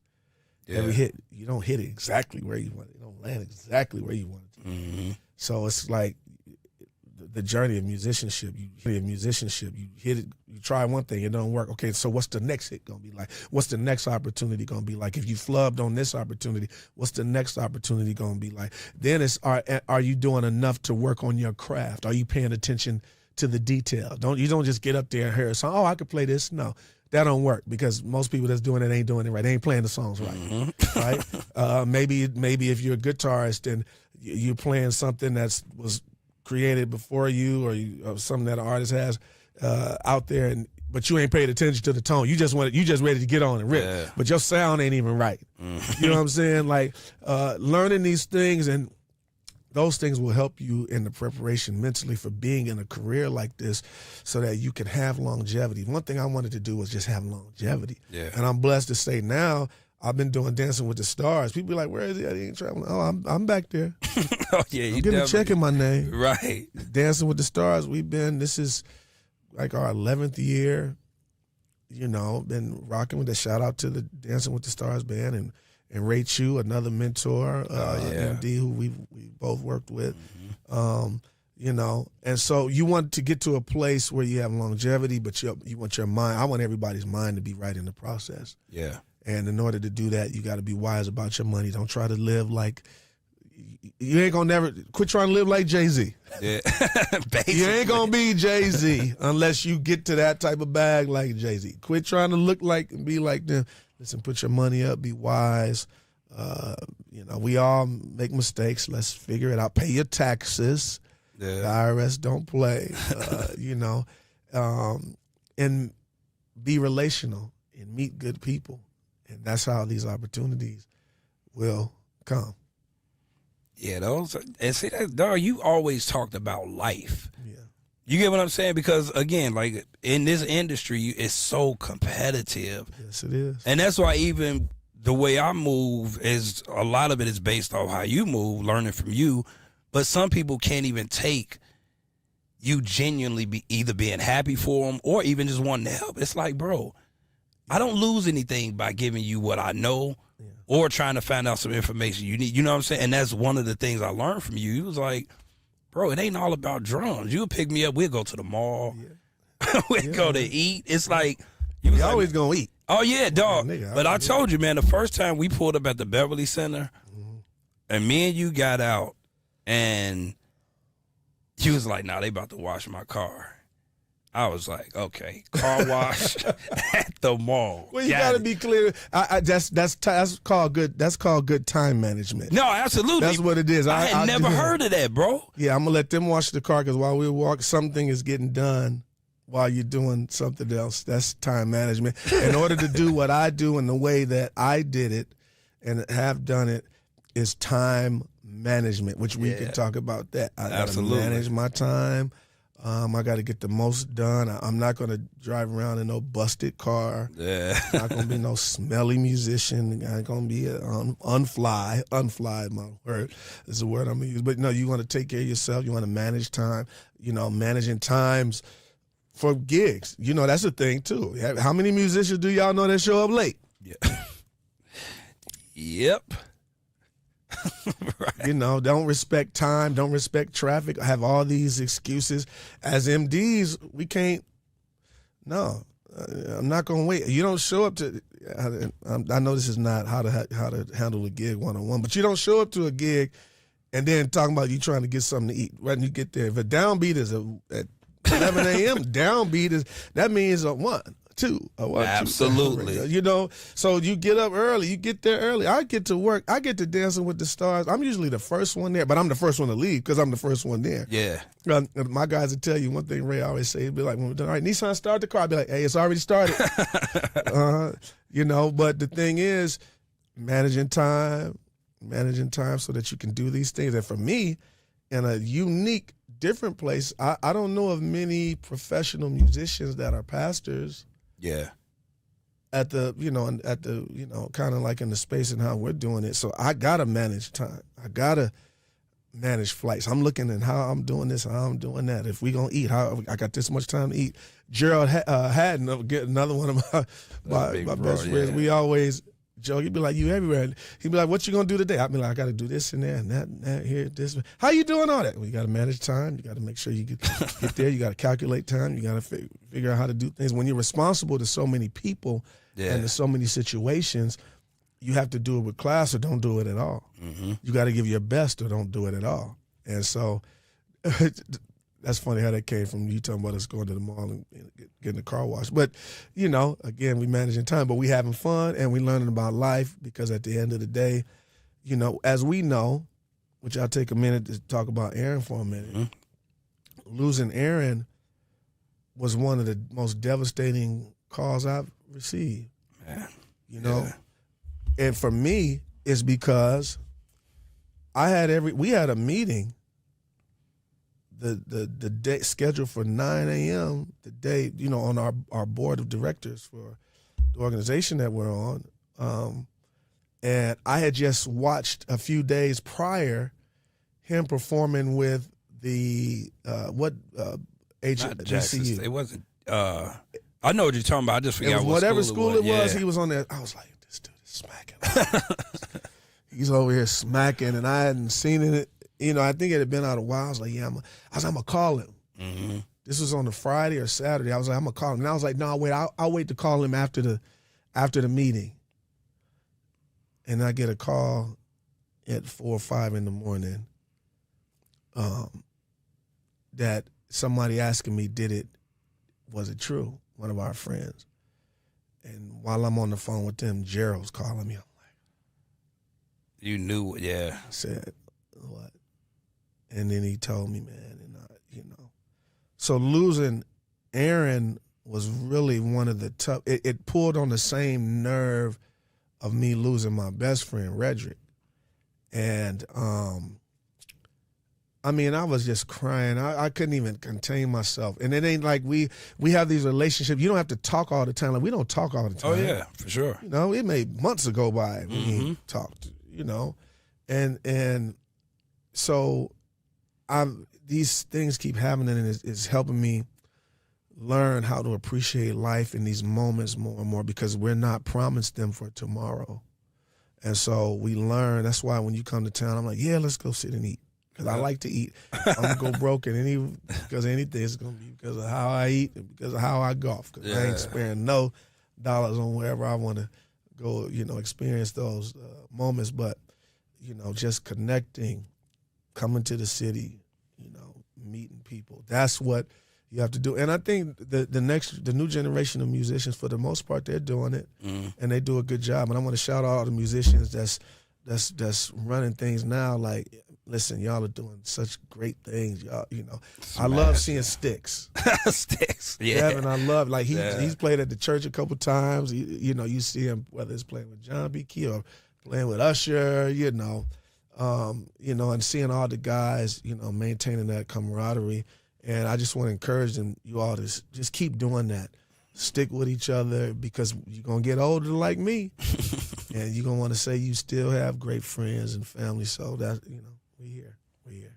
Yeah, those are facts. Because you and Aaron specifically are two of the friends, big brothers that I have. And you all lived life the way some people just started living during COVID. Yeah. With what you explained, like, some people took a lot of things for granted. Yeah. You all was like, no, man, we all down here trying to figure it. Like, that was we trying to figure it out. So it's like the world being put in that COVID space made some of our eyes open. Like, it's way more to life than just sitting down and sounding good on drum. You know what I'm saying? Yes, sir. And that's something that you always, you know, stood for. Because, like I said, when you told me, when you said I was just too angry, I was like, you're right. Yeah, I think, and, you know, we can talk openly. This is the Untold. So absolutely. You know, you were in a place, you were experiencing some just what I would call normal stuff, but handling it, when you're used to things being a certain way, then they're not a way anymore, or something happens, then it kind of weighs on us. And you're not, let me tell you this just to encourage you, you're not the only one in this space. I got some preacher friends that's like that. Yeah. And some other friends that's like that. They'll be mad at this one or that one, and I'll be like, hey, just calm down. Everybody ain't going to be on the same level. Everybody's not. There's all of us, if we were to sit down and write down all of our history from the time we were, say, 5 years old, or from when we can remember up to now, you see that a lot of us have been dealing with some trauma. Mm-hmm. A lot of us have been dealing with things. And so we have to have the grace to be able to help one another. And I think that's one of the things that I'm called to the musician world, to just, you know, I try to be a big brother to whoever I can. Mm-hmm. You know, listen, okay, let's sit down and talk. What's going on? Some of the answers is going to be in this in how we handle things in our career. Some of the answers are going to be outside of the music space. Yeah. And we have to be okay with that, you know. And I think us trying to prove ourselves, we all want to do well. We want to be like, I hope I did well. And we you know, I was telling you, I went through that, and I still go through that as a teacher, pastor, preacher. My first thing, you know, in our culture, you got to come up and hoop. You ain't doing nothing. That ain't even me, per se. Not to say I don't get happy every now and again, but, you know, it took, you know, the peers were telling me, oh, that was a nice speech you gave. After you got to preach? I remember one went to preach sometime in San Diego for this big anniversary, and this lady came, pastor, that was a nice speech you gave. Now, she only got like 10 members. You say, let's start. But she said it, and I felt like that was really a shot. Yeah, absolutely. It had to be. It was a shot. And then on my way driving from San Diego, see, God will always allow there to be a moment of clarity for you. When I left there, I was driving home, and I said, dang, man, how am I going to do this? I can't even do it like everybody. And I got a call from a guy that was there who got my number from somebody that was there who knew he shouldn't have gave my number out, but they gave my number to this guy. And he said, hey, man, you don't know me, but I just got to tell you, what you said tonight just changed my life. Oh, wow. And so that's when you start understanding that you may not get the accolades from your peers all the time or the artists that you play for. They may not treat you like how we want them to treat us. But I don't even care about that. Make my check good. Honor the contract that we got. I'm good. I don't need nothing else from you. Yeah. You know, I don't even have to see you. Absolutely. And again, 100 Grand Band, our thing was we get out and hang, and the folks that we worked with wanted to come hang with us. Yeah. Because we were a different kind of a bunch. So again, and then we have mutual respect. But we get in this space where, you know, people talk about you. Oh, I don't like how why is he doing that? Why is she singing that? All of those types of things, and they weigh on us, and to have people going home feeling insecure, feeling worthless, when it's already been proven that you are worth a lot. It's already been proven that you're valued. But this is what comes with what we do, and so that's why we have to have good people around each other to just help one another. And I'm glad that I've been able to be there for you, because you've set a tone. You have so many people, like, you looked up to me. There's so many that look up to you. Oh. You have I've witnessed you in these arenas beat the heck out these drums in a way that has people dancing. And that's why when I, you know, come see you play, you know, I get to enjoy you, but, you know, this is one reason why, you know, my wife never really wanted to go to concerts with me, because I don't enjoy them like she does, because I'm like so locked in. I'm locked into what you doing. Oh man, he's killing it. Okay, now what's happening with the lights and what's happening? You know, and then again, shout out to all these wonderful crews and people that are behind the scenes that make these shows happen. Amazing crews, You know, so you know, I'm enjoying what you do, saying that you've done it, you've proven that you're here. You know, and now the blessing in it, living in this season, is this: ain't nobody got to stop you from being a star. You can put out an album.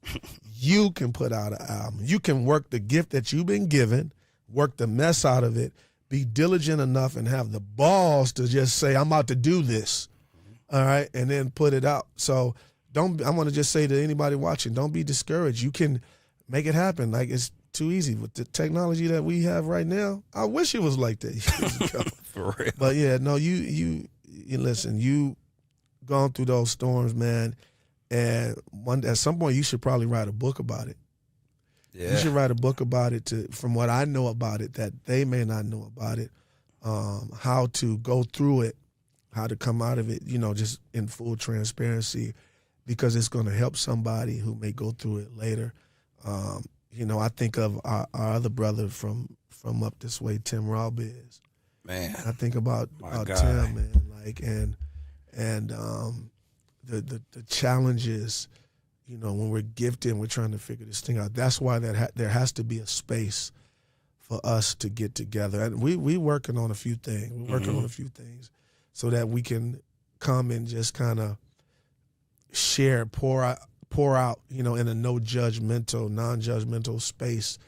And then, at the end of the day, for those who want to take it a step further, my thing is, okay, how can we get you to know Christ, the ways of Christ, so that we can, learn that. I know people have their challenges and their thoughts and their beliefs and what's been mangled and what's been messed up and what's been ruined and what's been toxic, but there is a way that we can figure it out and be on the right road, that you get this peace that can't nobody give you.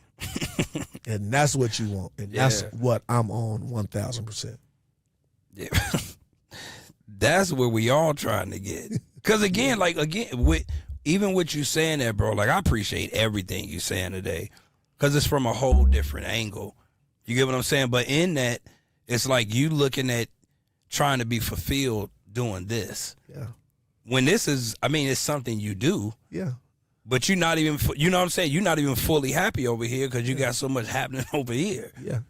It's tough, man. And, we have to enjoy these runs and enjoy the rides of it, Father Time and life are undefeated, right? Tell me about it. So you have to get to a place where you appreciate. Now, one of my good friends, CJ, in LA, he ain't even a musician, but he's enjoyed the spoils of us being musicians and our friends. But I'd be like, yo, so what's up tomorrow? What you doing tomorrow? What we get into tonight? He like, man, I ain't even made it that far yet. That's his line that he uses, and what he's basically saying is like, I got to enjoy this right now. Absolutely. And so we live and we learn, and we develop and we grow. And, God gave us an amazing gift that we've been charged to steward that gift and work it and practice and become better and get better and get better. And, and for some, the unfortunate thing is some aren't going to make it to where they think they should make it in their career. But it's okay. It's okay. It's up to the musicians that's on the big stages to not treat the musicians that's not on the stages. Treat them kind. Be good to them. Don't treat them like they're peasants, And so we live and we learn, because, at any given moment, something can happen and the gift can be taken, whether it's taken by life or maybe taken in an accident or something that will just change everything. Mm-hmm. So when we look at it and approach it with that aspect, man, you'll be cheerful, you'll be happy. That's how, and again, going back to, that's how Ricky Lawson was every time I saw him and talked to him. Yeah. Yeah. Straight up. And I said, oh, man, you just love this guy, even if you didn't know him and what he did. And without pulling up his name and seeing all of the hundreds of thousands of records that he played on that are staples in the music industry, you saw that dude was just a good dude. Dog, let me tell you something, bro. I don't know if I told you, but they were across the street. So Jonathan Moffett, though. Okay, yeah. They were across the street rehearsing with Michael Jackson. At Center Stage? Yep. Yeah. But we was on the old side. But that's when I was with... They were in like 9 or 10. I think that's the rooms they were in. And we was in 2. Like the big... So that's when I was MDing Carrie Hilson and Dream. Okay. Ricky Lawson came over there. Yeah. And he was like, yeah, man, they told me you was over here. First of all... Right. How do you know me? I know you. How do you know me? Nisan, I was sitting there because he peeked in the door, then I was like, yo, that's Ricky Lawson. We took a break. First of all, he had a poodle in his hand. And he was just he was like, I'm like, what you doing up here? He was like, man, I just dropped some sounds off to Jonathan Moffett. And I'm looking at him like. Now that's a message in itself. There you go. Ricky Lawson. Yep. Who did the Dangerous tour and probably I think the Bad tour, one of them, and then Moffett, who played with the Jacksons before Michael, and then after, and one goes, I'm going to drop off. He ain't mad that he ain't on the gig no more. I'm going to drop off some sounds to Jonathan Moffett. Those are shout out to Jonathan Moffett. Yep. Who that's the camaraderie, the relationship. These artists. They're not going to be our friends like that. I wish more people are friends like that. Some are, some can yeah, be, absolutely, some are, some, yeah. But the majority of them, it's about they're going to hire you for a job, which that's all they are supposed to. So we shouldn't be mad because the artists don't want to hang with you. No, listen. No, I remember.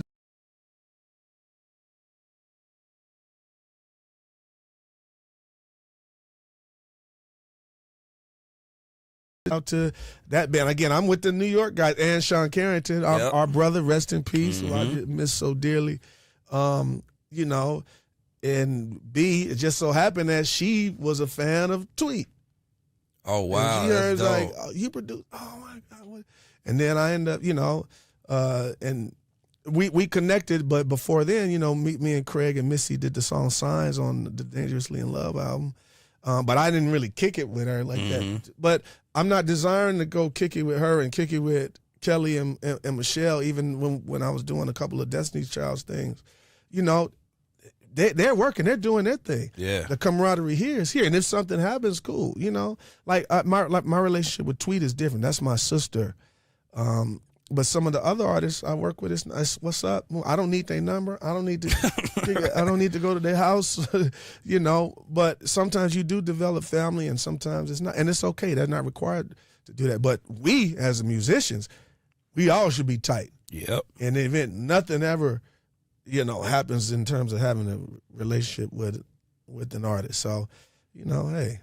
We got to check that at the door. The artist ain't gonna always be your friend, and that's okay. They're not required to. They're, I'm sure the guy that works at that's a bagger or that's a cashier at a grocery store isn't per se best friends with the owner or the head manager. So it is what it is. And that's the crazy thing because, again, the place I'm in now and where you've always been, all of our jobs are the same. Yeah. We're down here too. It's God, then us. Yes, that's correct. It ain't God. Preach that. Go ahead. You just said that like a preacher. Is that what's up next? I think that, Nisan, don't even put that. All right. I think I'm just vibing off your energy. Yeah, but that's correct. Bro, that's how I look at it, man. It's like, man, we all stars. Yeah. You get what I'm saying? And again, like you said, it's not for all of us to be cool. But my thing is, in this community we're in, I'm more open to locking in with a set of musicians than I am a set of artists. Yeah. Because once you can't do something for a certain artist, it's a wrap for you anyway. Yeah. And more than likely, they're not gonna vouch for you to get something else. Correct. You get what I'm saying? So it's the community, it's these, guys or musicians in general that go out and, like you said, we buddy. It don't. Yeah. That because then you lose the real connection. Yeah. And it has to be authentic. Yeah. It has to be an authentic connection. And so it's the interpersonal skills that individuals need to work on and develop and learn how to be good people. Now, I'll say this, the arrogance that comes in the musician world, it's not just in the musician world, it's in the church world, it's in the pastoral world, I'm sure it's in the engineering world, in the architecture world. I think at the end of the day, we want to be good people because when we go, none of these accolades, we can't take them with us. We have to just be kind to people everywhere. We got to love everybody and give your contribution to society as others and respect the others that do it too in their realm. No, I think that's real dope, bro. And that's something you've always preached. Because even like our relationship, and this goes back to me talking about musicians, but it's a certain respect that I think some of them do have. And this is not harping on young musicians. I'm talking about musicians in general. But the way I talk to you or the way I fit, dog, it's the same way it was the day we met. Yeah. Because, and I think, how is that something we can get back to? Because it's not about a looking up to somebody or them little dogging you. It ain't about that. It's just about people have done this before you. Yes, sir. So get out of competition with the people before you. And just because me sitting down talking to you and Teddy, I'm still like a little kid. Like, wait, what you say, dude? Okay, cool. You know what I'm saying? Because I also know the directions you all have always steered me in have been right. Yeah. It's got me to where I am now. So, like, what do you think what do we need to do different? And this is leading somewhere, but I wanted to get your take on that, like to where we can really get that era of musicianship back, I guess. There has to be moments of fellowship amongst us musicians, maybe outside of NAMM, Yeah. maybe outside of, there needs to be like an official musicians connection or musicians conference. And I've been thinking about that and the way to do it. I mean, one thing I will say to people, just like how I had to invest in when I got into the music, I had to invest in getting into an MPC and a keyboard. We have to make those investments. I think you have to make investments in your life when you want to be better in life, meaning going to places where people are. If something was happening in Chicago that we knew we needed to be at because of who's going to be there, because of the connectivity or whatever, we should make that happen. I would do what I have to do to get there if I can. I think we got to just stay connected. There have to be moments of transparency where we can hear testimonies from one another about our journey in this career. So, I don't know. There's so many different ways we can answer that. And, what you're doing in Chicago with the, your event that you've been doing, bringing people together. We got to find ways to bring people together. I'm going to do it at our church. I've been talking about it for the past couple of years. We used to have a thing back in the day called Praise Connection. Oh, yeah. And Praise Connection was the place where Andrew Goucher started, and we would get together, and, that's where we met everybody. People would come to town and meet up. That's where I met Ethan. Yeah. I'm like, who this guy coming in here just killing on the bass, stuff like that. The places where camaraderie can actually manifest and we can develop relationships with good people. That's what's so important. And I think, again, going to the therapeutic thing, musicians should sit down and talk to somebody. Oh, man. If there was a course on how to be a musician therapist, I would take it. And I would sit and talk with individuals where they can be open, about their journey and their experiences. But we just got to stay connected. We are what we practice. So if we practice love, we practice being cool, and that's really who we are and who we want to be, it'll happen. And organic relationships will happen just kind of like ours happen. You know what I mean? And so I think that's very important, man. Yeah, and I think I agree with everything you said, because I think it's in a space of where a lot of people are guarded emotionally, yes, and when it comes to their gifts. Yes. If I'm honest, yeah. You know what I'm saying? It's like I guard what I have as it pertains to me losing it, but I don't guard it to the point where I can't pour into you. Correct. That's good. You get what I'm saying? That's absolutely right. It has to be that way. What we have, I tell people, what I have is yours. Any information I got on the journey through the career, it's my experience, but I give it to you so that you could take and learn from it.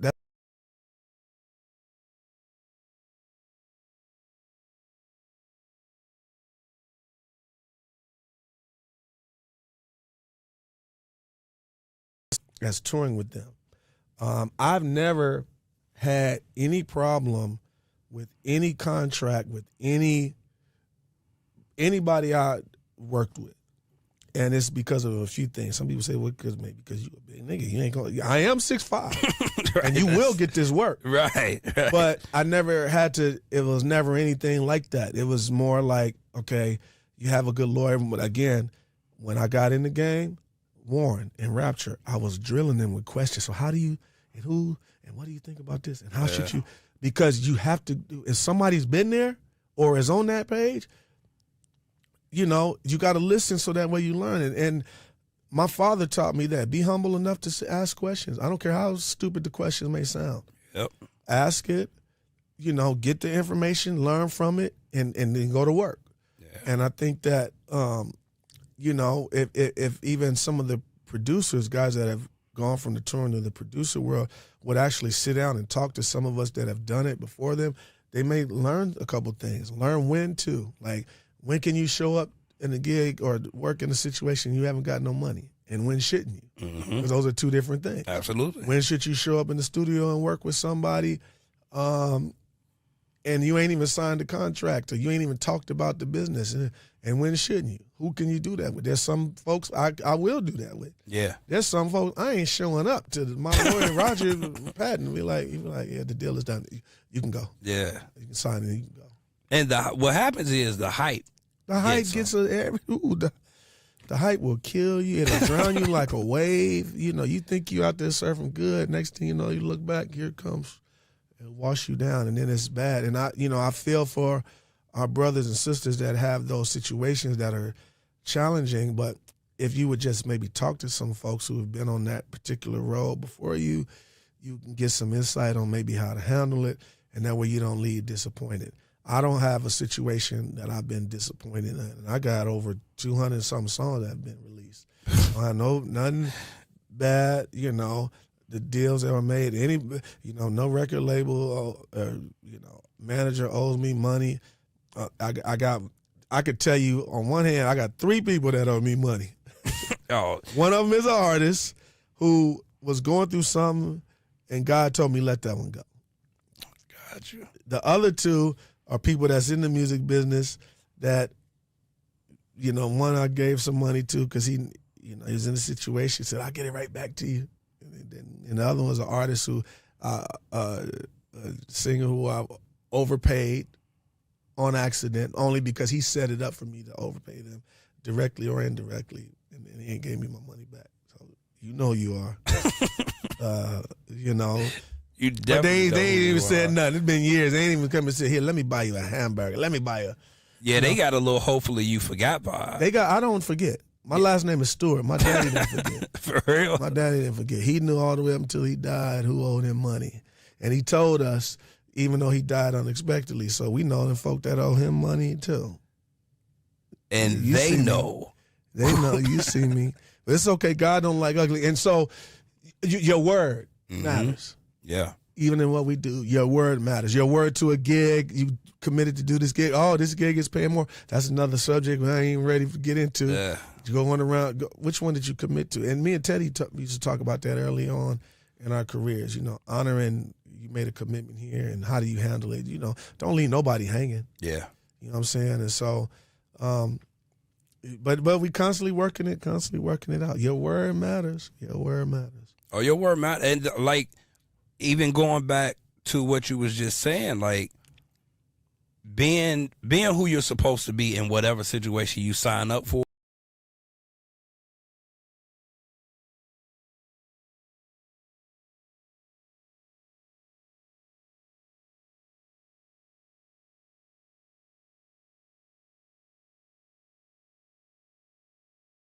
Without talking to y'all. Yeah. There's certain things I don't even have to ask. It's like, no, you know the answer to that. And like, you saw it, or you saw it actually lived out, so you learned indirectly. Then there's some things that you had to say, hey, Nisan, so what do you think about that? Mm-hmm. And so we learn these things, and, but that's life. Anything you want to get into. Like, I'm excited to be here in Chicago tonight, in the public speaking space, of being a pastor, speaker. I'm going to see my good friend, Pastor Charlie Dates tonight. Oh, yeah. House of Hope, Progressive Baptist, and then their church just happened to be connecting with Trinity. Reverend Dr.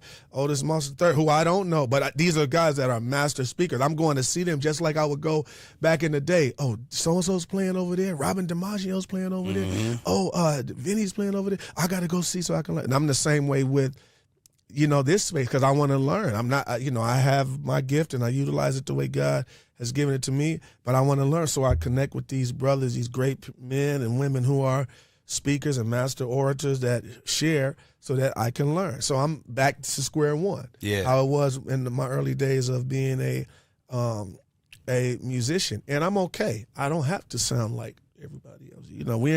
We're in the world of critiquing. Everybody wants to they'll sit and critique your drumming, critique my drumming, critique this and that. And some ain't even been on not one gig that really means anything. Right. But you keep getting the calls and they over there critiquing you. Hey, I get it. That's what everybody, the same with the church. Everybody want to critique preachers and how they speak and what this and that. And this is the world we live in. That's why when you're called to something great, you have to be able to do your work. Then you have to stay connected but find time to disconnect. Because then we'll constantly be trying to prove ourselves to them, prove ourselves to people, and they'll let you down. There are people that have committed suicide because they felt invaluable. They felt lesser than, and sometimes at the hands of somebody else. Absolutely. And that right there causes me to speak to people correctly. Even if somebody's doing something and they're not doing it right, it causes me to, how do I want to handle them? There's a scripture in the Bible that says when you find your brother overtaken in a fault, which all of us have fallen, it says restore them in the spirit of meekness. Yeah. Considering yourself, lest you too, I'm paraphrasing, And so when I find somebody playing something wrong, I ain't gonna be like, oh man, you trash. I gotta be like, no, you're not playing that right. Okay, so we got to figure out how to get this. If you want to be successful, there's a way. I'll share this with you. There's a story, and I'll let my brother say it, who's very worthy of this show. Garrison Brown, one of my favorite drummers. That's my guy. I remember when he came to California. I remember when he started out doing TGT. He'll tell the story, but it was some challenges at the time. Now, he is hands down my favorite drummer in the church circle. Seeing him play in church was like none other. I met him like that. And so when he came to LA, he wanted to do his thing, and I had an opportunity for him, and I put him on the Tank Genuine Tyrese tour. And in the beginning, it was challenging a little bit. Tony was there. Tony can tell you. Yeah. Because I brought Tony in on that. And then the next thing I was like, gee, we going to get it. Right. Now, I had an opportunity as a leader to either destroy him with my words or help to kind of guide. Yep. And I was able to do that. And I think Garrison would say that I'm accurate in that moment, in that space. But I'm like now the older guy. I'm the older guy that some call uncle. Don't call me uncle. Let's talk about the uncle term. Don't call me uncle.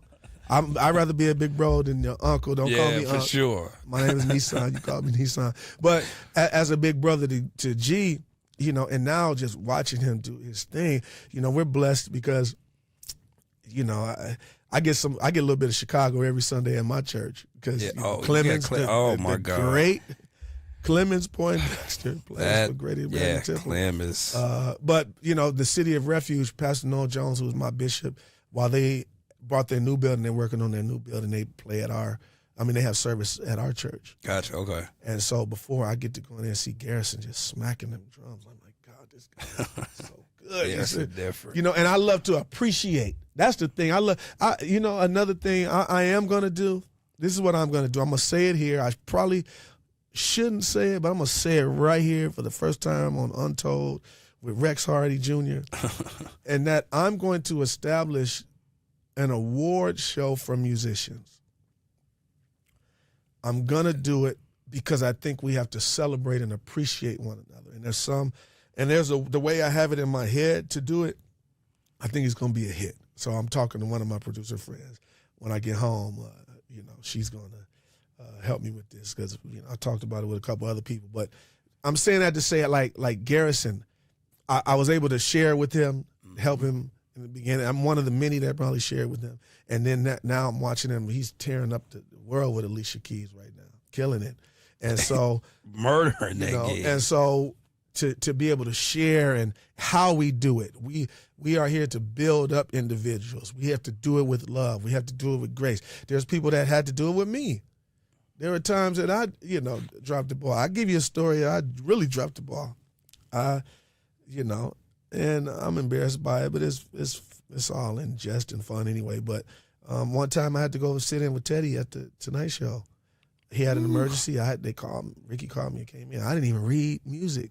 So I got up there and didn't really know what was going on. I hadn't really been watching a show like that to know that his intro, and it was like, it was horrible, man. And when Lizzie was like, help me get through it.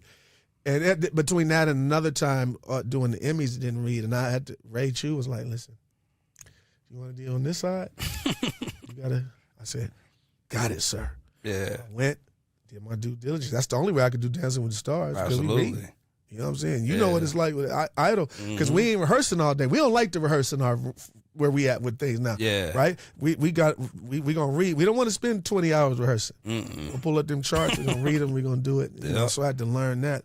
And and again, so I'm saying that with love and correction, that's what we need. And be able to help one another, help build each other up, while they're on their journey, knowing that your journey is not mine ain't yours. You know what I'm saying? So, and I'm glad you said that, because I'll tell a story going back to the tweet situation, and this is in reference to what you were just talking about, just how you say stuff in love or just in a way where the person don't want to jump off the Empire State Building. Because you can want to do that sometimes. Absolutely. Yeah.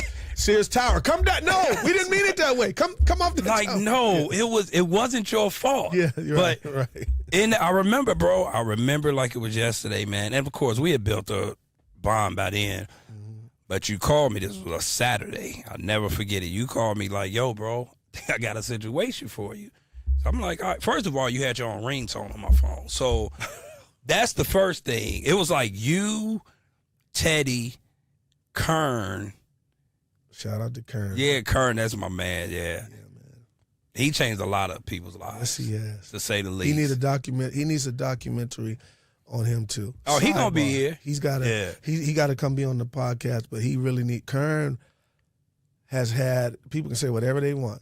He has had a career. Oh my God. And is still working, doing major things. So shout out to Lennar Kern Brantley. And Valdez, of course. Oh, yeah. For these guys being other guys that we look up to. Because that's actually taking it back. I take it back. Even though he's from Detroit, they were guys that were doing it. Oh, absolutely. Early, But from our perspective, we saw who we saw, but then we had to discover about Kern. Y'all knew about him up this way, between Shy and the D. So, yeah, man. But you said you called me on the Saturday. So you called me on the side. I was at the barbershop. I called you on the Saturday. Yep. I was at Larry's barbershop, bro. And I'm sitting there, and I was like, yeah, Larry, you got to hold on. This is Nisan. I knew it was you because my phone was under the cape. Okay. I heard the ring. I was like, yeah, hold on. He was like, bro, I got a situation, tweet, whatever happening with her drummer, because you wasn't doing a tour at the time. You just MD and putting this together. You was like, you got to get yourself here because the whole band is from the East Coast. Yeah. He's like, get yourself here, find a place to stay. It was that type of season. Yeah. He was like, I'm going to call you back later today. I called you in an hour. And when I got off the phone with you, I called Freddie Moffitt. One of Freddie Moffitt's people had a buddy pass. Freddie, man. Yeah, that's crazy, right? Freddie and his homie at the time got me a buddy pass. I called you back like, bro, and then now I'm trying to find out where to stay. I was going to end up staying with my boy Jeff Les. Jeff Les, yeah. Yep. I was going to talk to his family. He was like, yo, man, this is my little brother. He got a situation. He really trying to make. But what happened was I ended up talking to Gerald.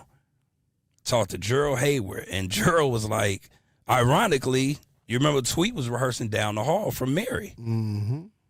And was we at SIR or was we at we was at SIR. Okay. Yep. Okay. We was at SIR because by this time JJ was on the gig. I was like, so anyway, make a long story short, I called you back in the hour. Gerald said I could stay in his room because he wasn't there on week. He went to Philly during the weekends. Dang. You know what I'm saying? So the next day I come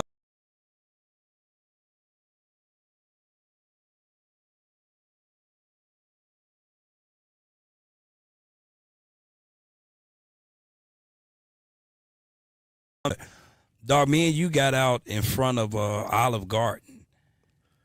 Right outside of Times Square? Yep. Yeah. Dog, it was like, dog, and I lie to you not, Nisan. It was like standing next to you, I just felt taller. Like in the middle of Times Square, I was like, dog, I made it. I was like, but leading to that, going through that day, he was like, all right, bro, the band will be here at whatever time, but we can go over. So we go over there. Imagine you called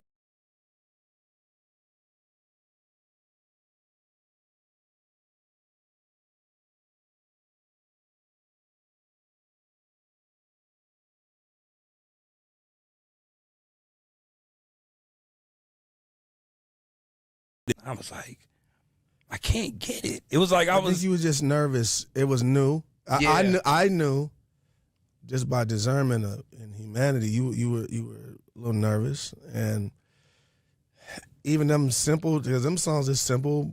Yeah. But I knew what it was, and I knew that you were gonna get it, and I had faith in you, so because I knew what you can do. Those moments is different because you've been playing with churches and choirs, and you've been ripping around the country. Yeah. Before you even met me, that's the same with G. Like, I knew what he can do. Like, okay, but just okay. These records is a little different. You lock in. Now you know what it is. And then once y'all get it, he's like, oh, this is what it is. Yeah, our bad. And then you, like, okay, you got it. So it's a difference, and that's one thing.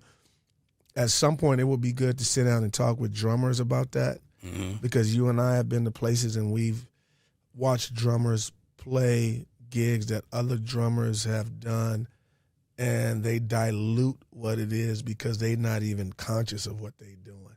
They're not even conscious that they're not thinking about the record. They're not even conscious that they're not paying attention to the vibe and really locking in to what this record is and how it's speaking. So that's one of the things when it's good to give honor to the producer and the creator when they in the house, When Tim would come in and produce some things, because I would watch him make the beats. Yeah.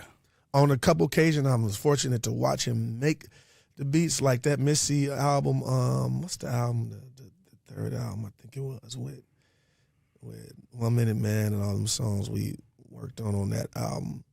But to go and do that tour with Missy, and I was watching Tim, how he would make the beat on the ASR. And when I'm playing the drums, I'm thinking like I'm him. Like, yeah. Like, so the integrity of that, and so to share it, he was like, no, that ain't it. No, but here, see how the hi-hat just do that one little thing right there? Yeah. That's it. I had the same situation happen with Prince. One of the years we were doing I played with Prince one time, a highlight of my life. I played with him, Stevie Wonder, Goucher, Javad, Ray. Who else was in that band? I forget. That was Doc Powell. But we playing on a tribute to Shaka Khan. And this the BET Awards? Yeah. Okay. And Prince comes and tells me I'm playing hi-hat. He's like, no, but play. He says, but this is what I want you to do. He came up to me quietly, play it like this. Like, play it with consistency. It's going to change everything. Watch. I was like, yeah, okay. Right. Ain't nothing else to say.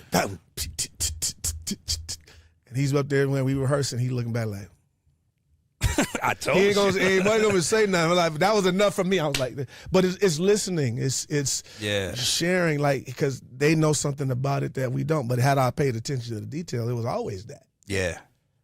But I tried to play how I play. No, let's dive in and do it that way. So, being able to have the grace to share with musicians that stuff, that I think that's an important part of what we do. As you're an older statesman or elder statesman now, as myself, these young guys, being able to tell them, it's difficult sometimes to sit through a show and you ain't even playing the songs right. Oh my God. You know what I'm saying? And so not a good space to be in. You go see your favorite artist.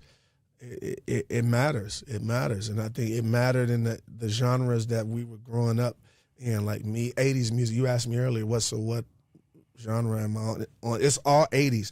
I could listen to everything on the 80s, the yacht rock, all them records in that space, and then go to everything in the 90s and then recall how we tried to play those records. That's the thing. So being able to learn that, it matters. So, Yeah, well, you definitely mastered drums, that's one thing, music, but the communication part of it. Yeah, trying to do that. It takes patience. It's hard to be an MD. That's why I shout out the great MDs today. There's so many great ones today, but, Adam Blackstone, our brother, that's Adam, he's taken it and taking it to another level. Lawrence Dobson, with 1,500 and nothing, they taking it and went to another level. And it's just exciting to really watch. Absolutely. And I think that, for me, it's having the grace to help people through things. That's why, you know, as an MD and what musicians need to know, an MD gonna call who they feel comfortable with.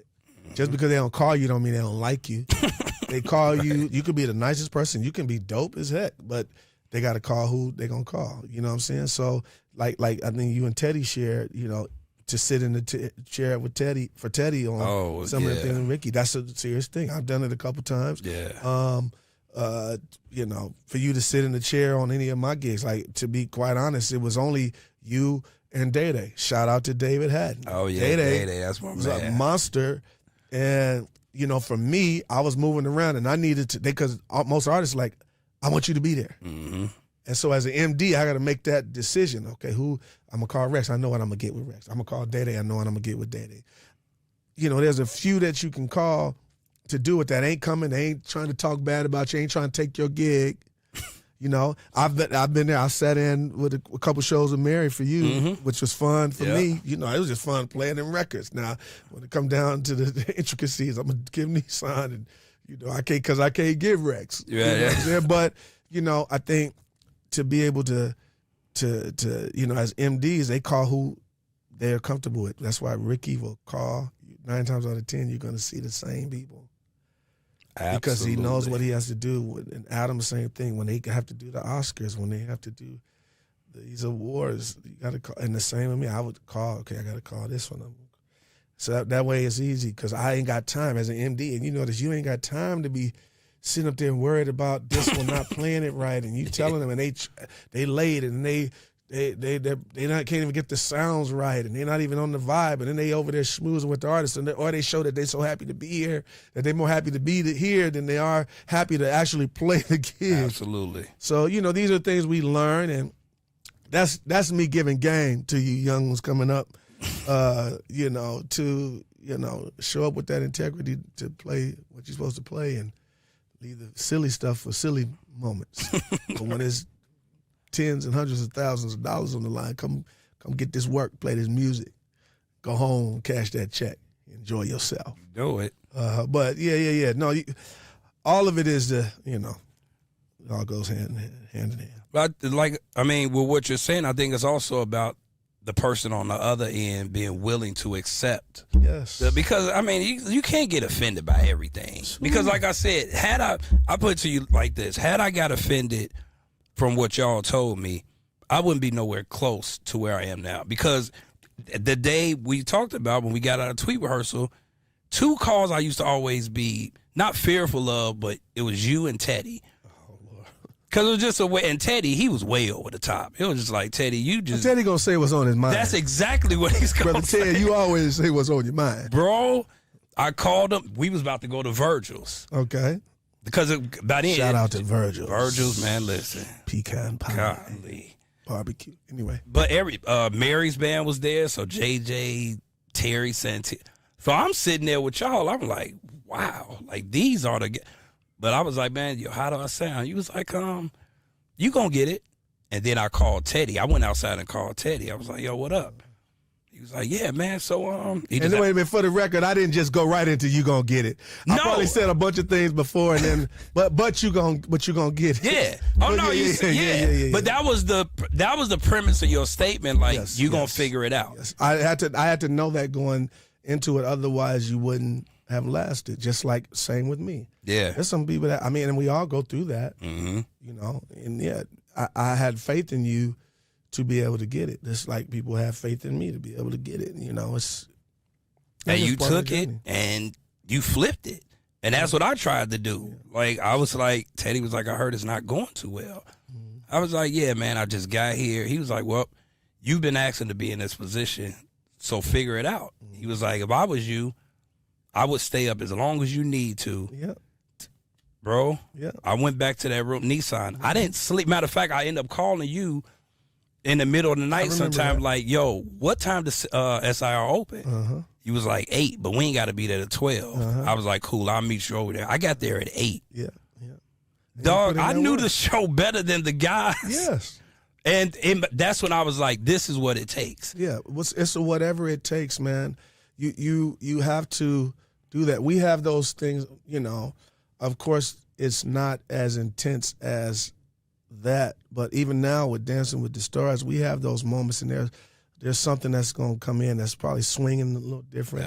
Yeah. And the difference is we have that show is hard in the sense that we have to duplicate something that somebody probably took weeks or months to do, and we have to do it and get it to sound like that almost for a minute and 10 seconds. Yeah. And so they looking for sometimes certain the feel. It ain't me playing what I want. Yeah. I gotta always play what's there because that's what the dancers are used to, and Ray is adamant about that. And so we try to do that, but that comes to getting there early, making sure it sounds. Let's figure this out. That's part of the job, man. That's part of the job. If you don't like it, you don't love it. Like Michael Jordan said on the last day. If you don't like it, you don't want to play that way.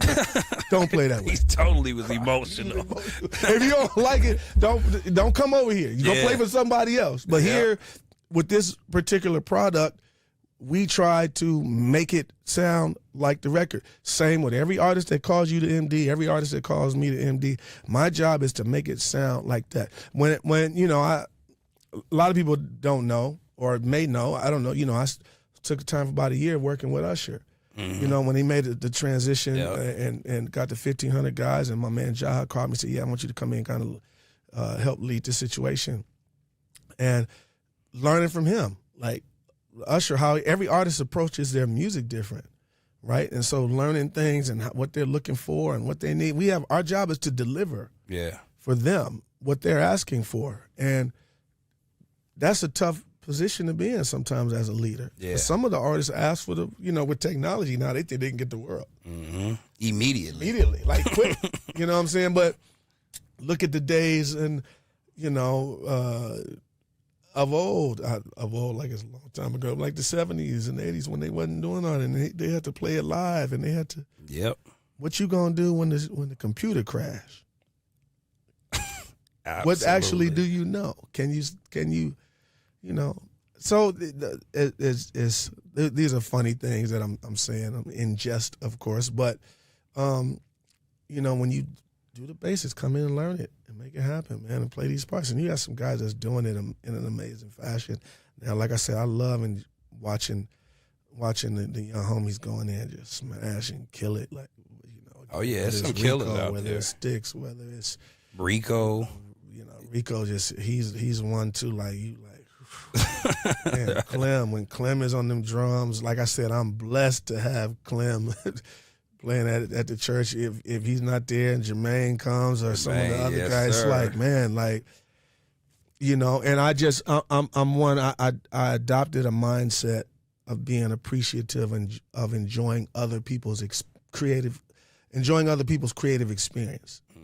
And so I'm into that, like, whether it's drummers, keyboard players, bass players, like Joe from here, Joe Cleveland. Like Joe is like man, I'm like, and to get a chance to work with these guys, Joe would tell you when he came to LA, I called him for a few things with us that I didn't know how big they were to him at the time, but, just to have experiences with the young guys and watch them do their thing. There's some that are out there doing it. And I believe that what's probably going to happen in the next decade, it's been happening for the past decade, but the level of musician appreciation universally is going to turn back around like it was in the 60s and the 70s.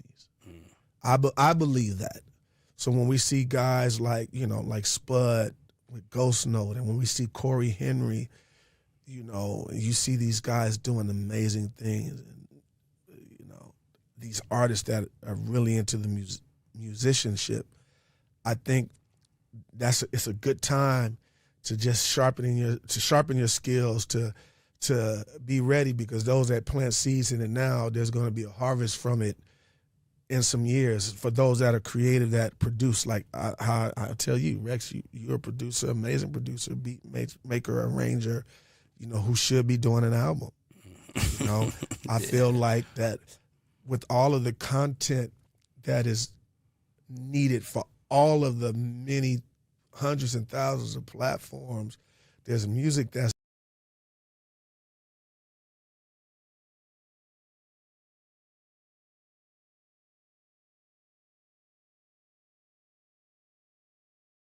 was placed on platforms for different shows and whatnot. And I believe that, that fruit will come from it. I know about fruit because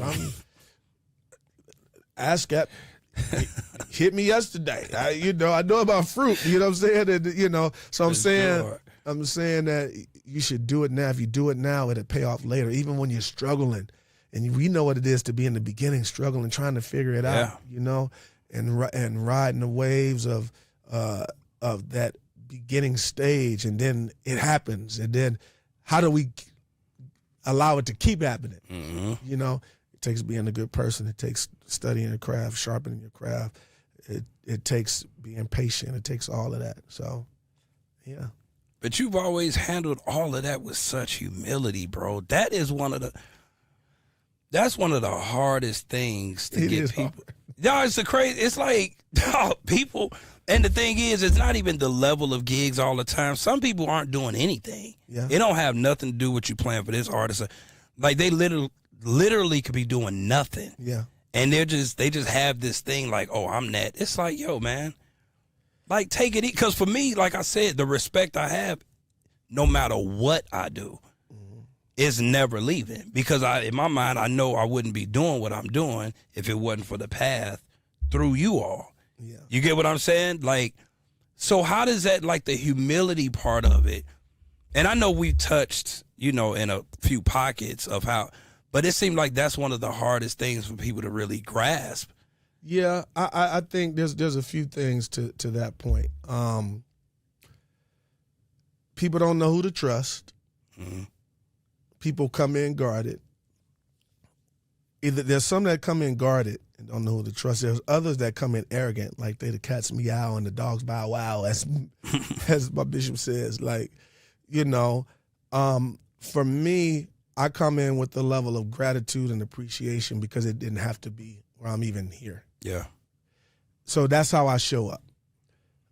I show up with the gratitude before I even get there, and then I show up with the fact that I put my time in. And I also show up with a level of space if there's things for me to still yet learn in it. Yeah. You got to have all three of those. So the gratitude, show up with the skills you already have, and then you show up with the space to learn. Now, the one problem is many people come in and they're just arrogant, right? Right. And so you will not last being arrogant. Yeah. That's the first thing. The second thing is, again, I come in, the gratitude part helps me because I know the fact that I'm here, there are literally 500,000 people that will want to be in this position and could be in this position. Yep.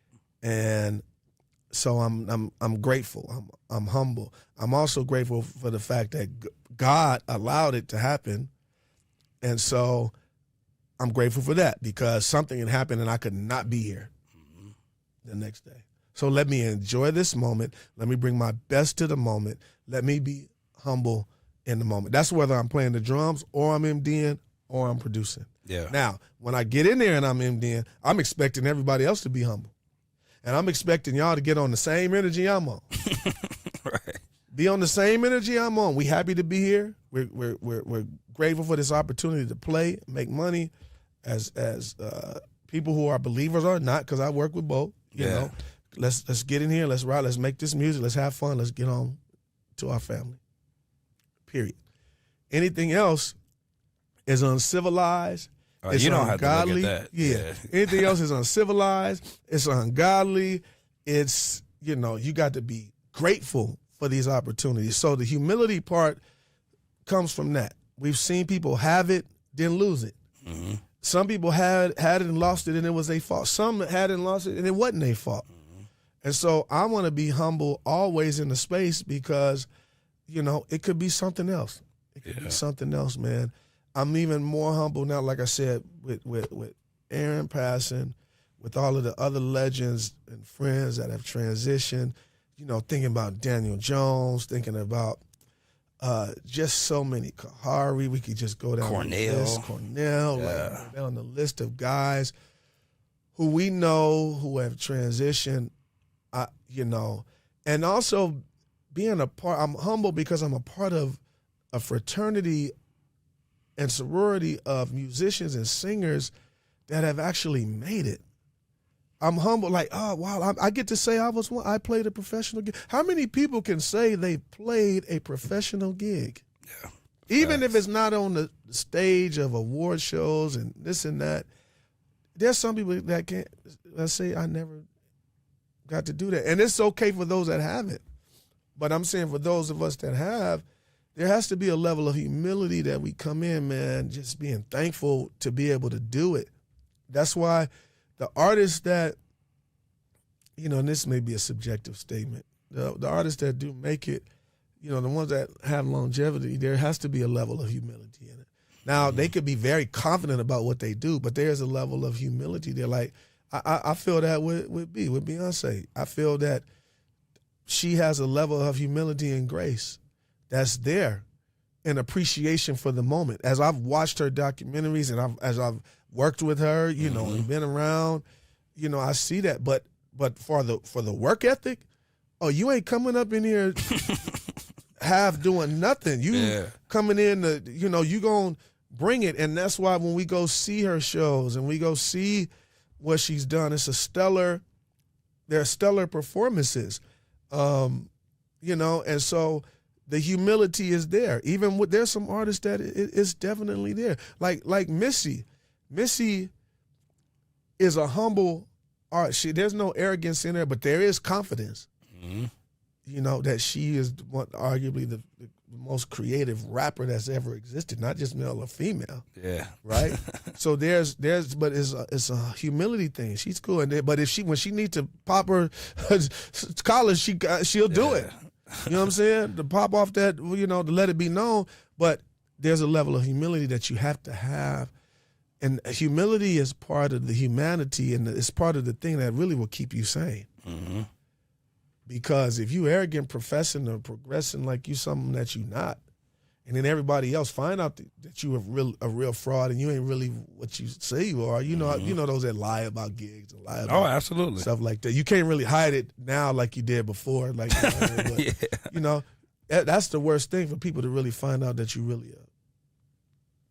You ain't really what you said you were. Yeah. So if you show up humble, and again, it's a practice, because I don't get it right all the time. I think everybody I named, and even us here, anybody watching, we don't get it right all the time. We have to learn. So every day it's getting up, changing, getting up. You don't do one good deed and think that was the one good deed for the rest of your life. Or you don't go to the gym for one day and think, I did it, now I'm good. No, you got to work at this thing. Yeah. And so that's one of my things. Remain humble, remain appreciative, because that's what you have. And yes, like you said, there will be people that will get on your last nerves. Yeah. There's some dudes I'll be like, but see, where I'm called to as a pastor, as a leader of people and a teacher of people, not only in the church space, but also in the music industry, it's important for me to understand that everybody ain't gonna have it all the time. And you gotta have the grace and patience to, some people don't know what humility is, maybe because they haven't seen it. Maybe they didn't grow up seeing it. And so, maybe in their neighborhood or in their social circles, they had to put on a front or they had to perform a certain way. But here we say, no, let's add humility to it. It changes and elevates everything. Yeah, this is going to be more of this is a therapeutic. But dog, so let me ask you this, and because there's a few things, you being who you are, like, was there any moment, because I said, like, your humility is serious. So my question is there any moment where you still knew, like, like, I'm Nisan, like, because for me, every time I was with you, I felt that way, and they definitely didn't know who I was. It's like, dog, pulling up to a center staging, you had your own section. Yeah. In those moments, because again, humbly speaking. Yeah, right. But you have guys that, again, I don't downplay anybody's career, but you have guys that haven't done 1/10 of that. So how do you do all of that again, but stay yourself, but then have those moments where you like, because we look up to you. Sometimes there are moments when you have, okay, let me see. How do I say this respectfully and humbly? Right. Sometimes when you are who you are, your flex is going to be on auto. You don't have to go in flex. It's the one that don't have no muscle that will try to flex to show you that they got a muscle.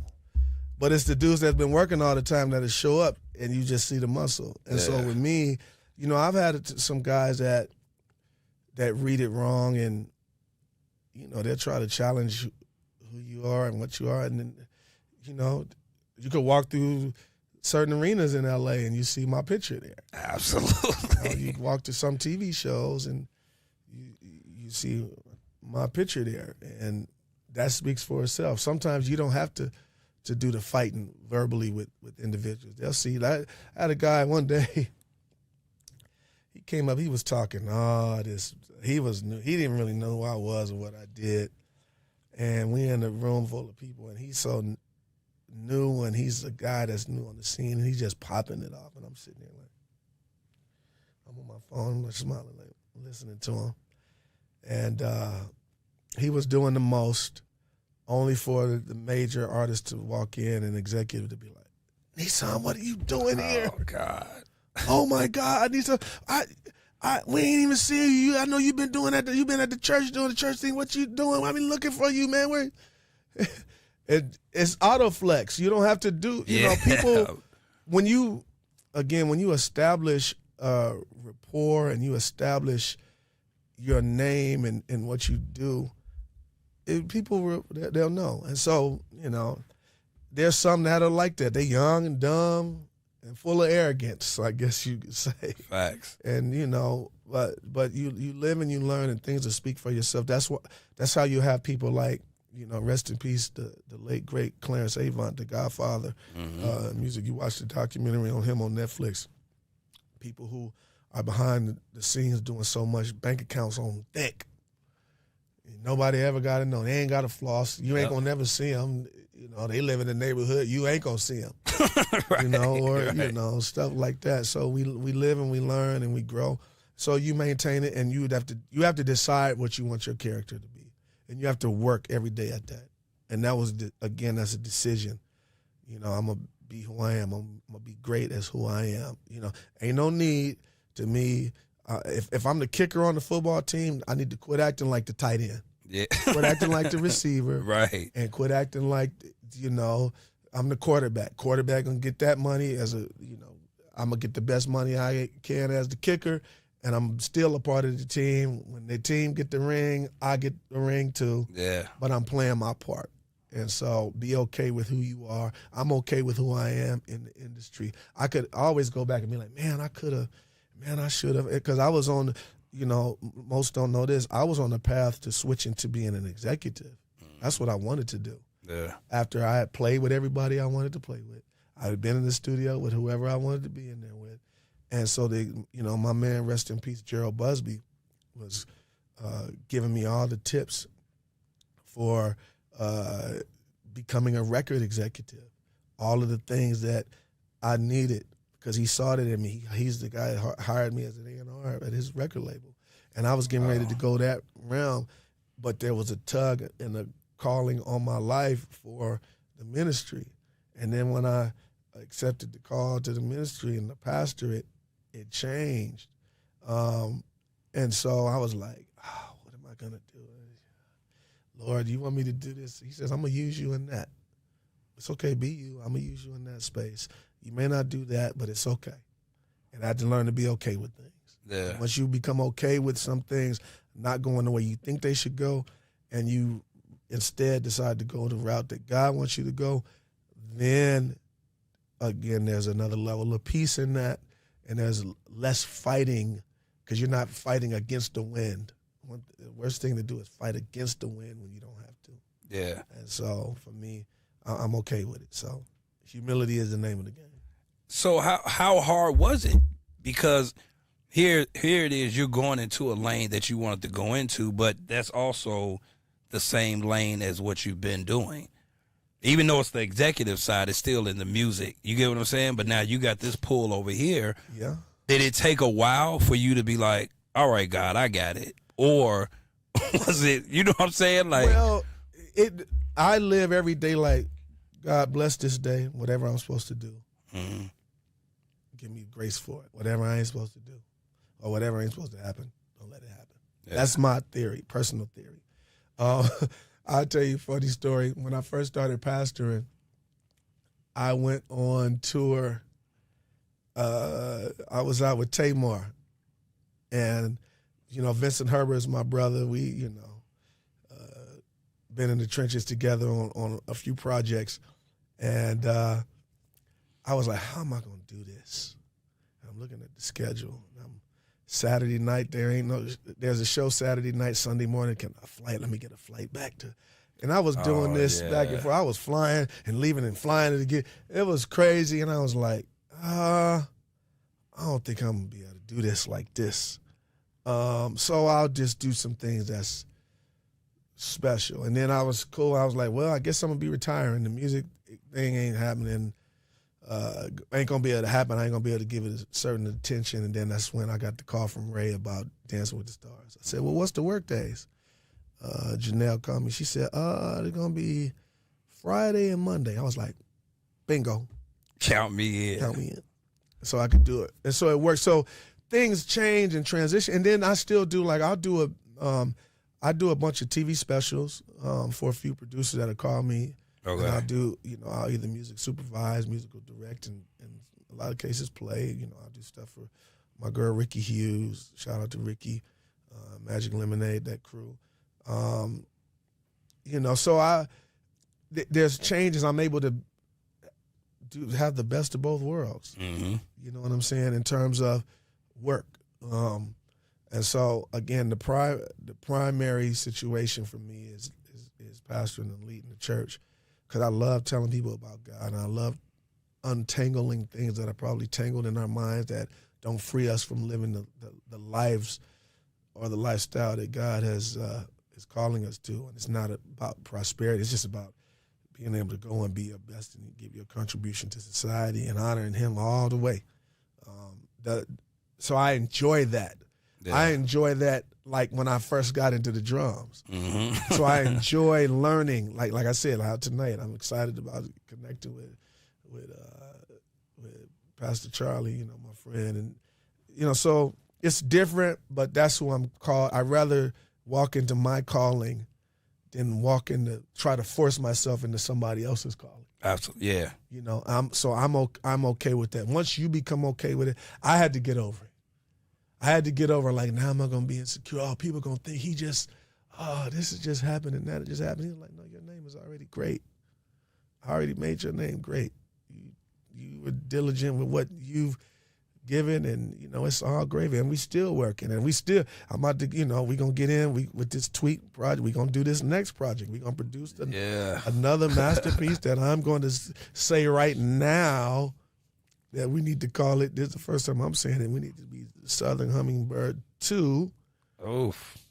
2, not 2 and 2, not 4. Yep. 2, Southern Hummingbird 2. And we make something happen. So I'm able to do that, and I'm fulfilled. I'm just glad to be alive. The Lord say the same. In a couple weeks I'll be 50. And while I'm here, I'm gonna do the best I can with what I got, man. Well, you've been doing that since day one. Man, I appreciate you for telling me, bro. It's only one you. And I get it. We all individuals, man. But there hasn't been one episode of this that you haven't been mentioned. Oh wow. As well as on other podcasts too. But it's like you set a bar in music and in life. Wow. And that was somewhat of what I didn't have when it came to the industry. Yeah. You get what I'm saying? Because, again, seeing you would expect to meet this person, and it'd be like, bro, you just saw this dude playing with Aaliyah. And I have everything on tape. Yeah. Dog, I made guys come from Marcus to Swole. They all told me. Oh, yeah. I was like, no, before you go out there, you have to look at this. But, again, looking at that, then meeting you, it's like, he's just like not even a regular guy, but he's acting like we're the same. Yeah. You get what I'm saying? Because and then I think it took a lesson for you to learn that we are all the same. Yeah, it did. We really are. You know, just because one person wears some authentic J's and somebody wears some Jumpmans don't mean that you ain't.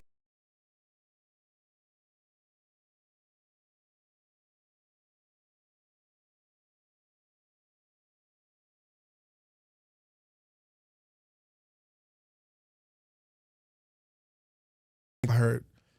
We all have minds. We've all experienced some level of trauma, and there's grace and hope for all of us, and that's just the way I approach it. So again, when I'm meeting guys that's here from the Chi,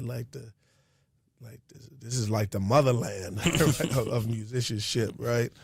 And that's no cap. I'm not saying that because I'm here. It's just something that I'm like, what's in the water? Like, Yeah. what's happening?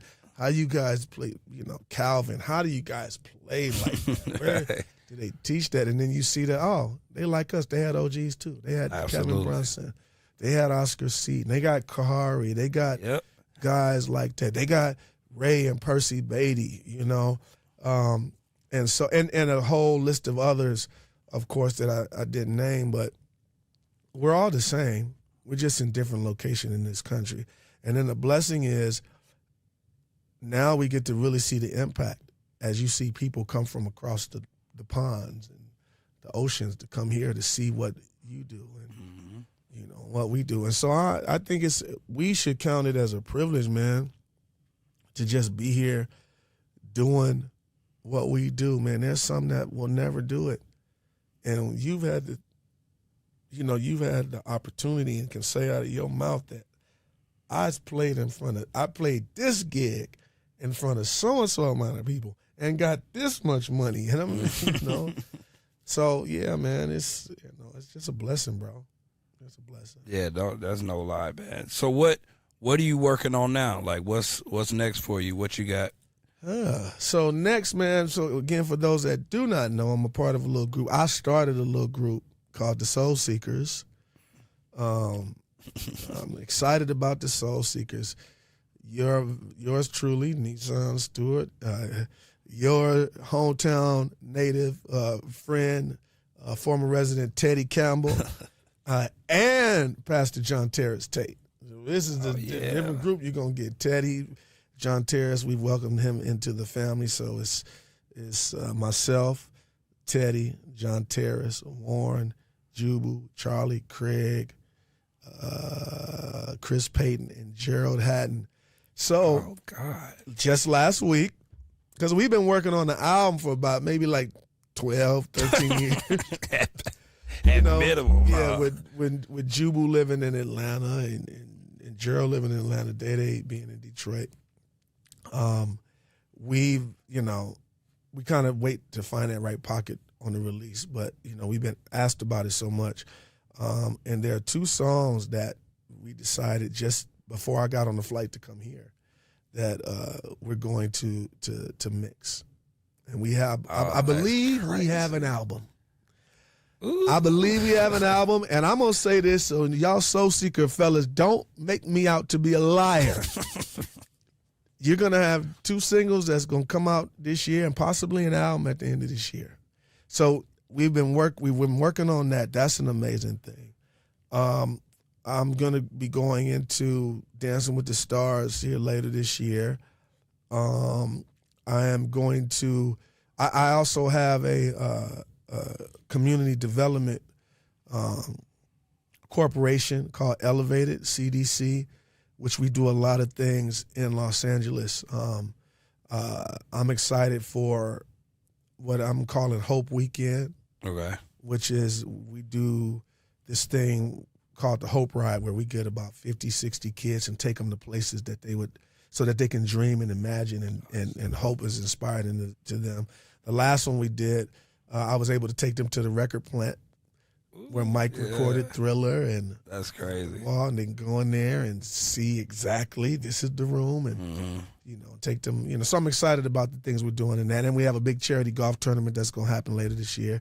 Follow me so that you can find out about that. Our church is getting ready to turn 59 years, so we'll be preparing, for 60 years. And then in music, Tweet.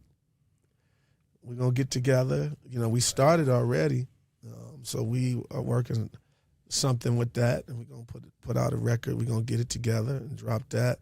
And then I have a project that I've been working on for my church. I'm excited about that.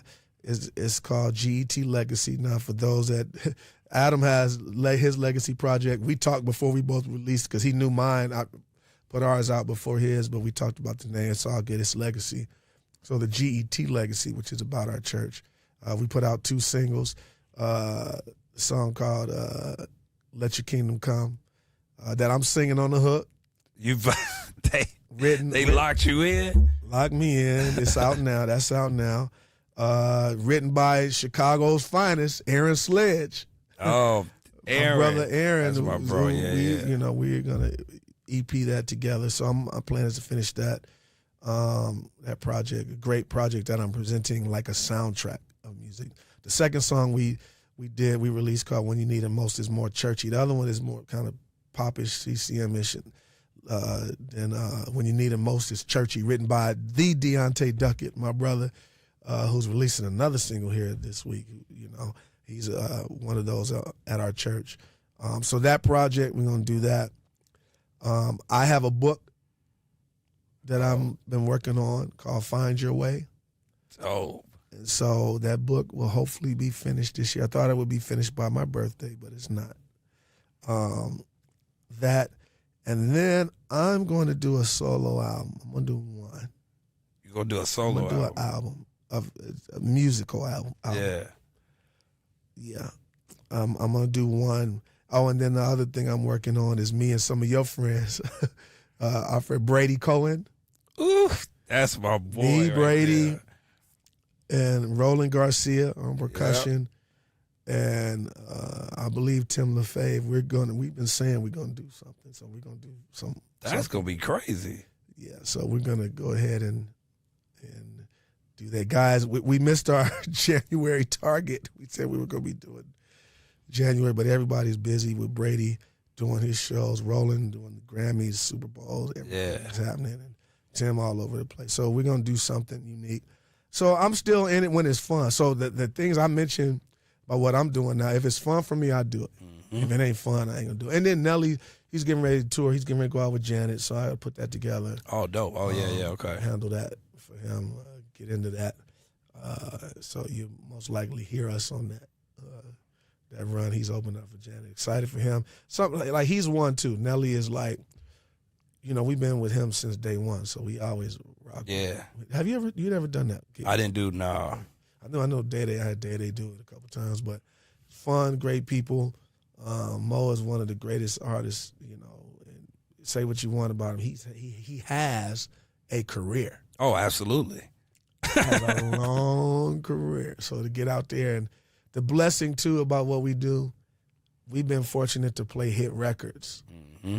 And so I've been fortunate to play records for him, play records for Jay in the early days, Jay-Z with, for Busta, for whether it was for Puff, for putting it together for that, or Missy, Tim, Aaliyah, Genuine, on and on and on and on, Jamie Foxx, all of them, to play hit records.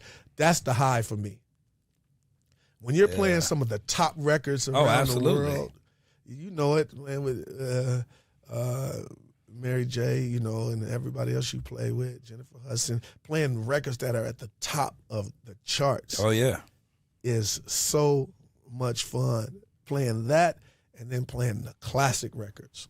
Because every now and again I get like great feeling games to call me here and there. We'll do things. I did I did the Grammy Persons of the Year last year. They honored Berry Gordy and Smokey Robinson, and I got to play with some. It was a highlight. That's playing crazy. With some of the people that I grew up just watching, from Nathan East to Feeling Gaines to just the other guys, Kevin Ricard, Tarek, Alex Al. Yeah, and we get to Alex, play with, we get to play with these guys, man, and just have fun. It's it's a blessing right there. But don't get so caught up in it. You got to deliver. Them records got to sound like That's them the records. thing. Yep. Got to sound like. No, them I remember. records. You remember us, the tour we did together. Oh, with El L? De- Oh yeah. El DeBarge and Mary J. Bro, That was one of the funnest tours I've been on, by the way. really? Because we got to hang. Oh yeah. Because we got to hang and to that was a project for me with L. Yeah. Like I've been, meaning playing with all of the current artists, and then L and I having, family relationships. His uncle and my father were great friends, Bishop William Abney, and my father and my mother, and they were all great friends. And so to go out with him to play those classic records and then take the approach to it, because you can't mess up them records. You can't mess up them records. Nah. And so then for me to even select the band that went with me, okay, who was it?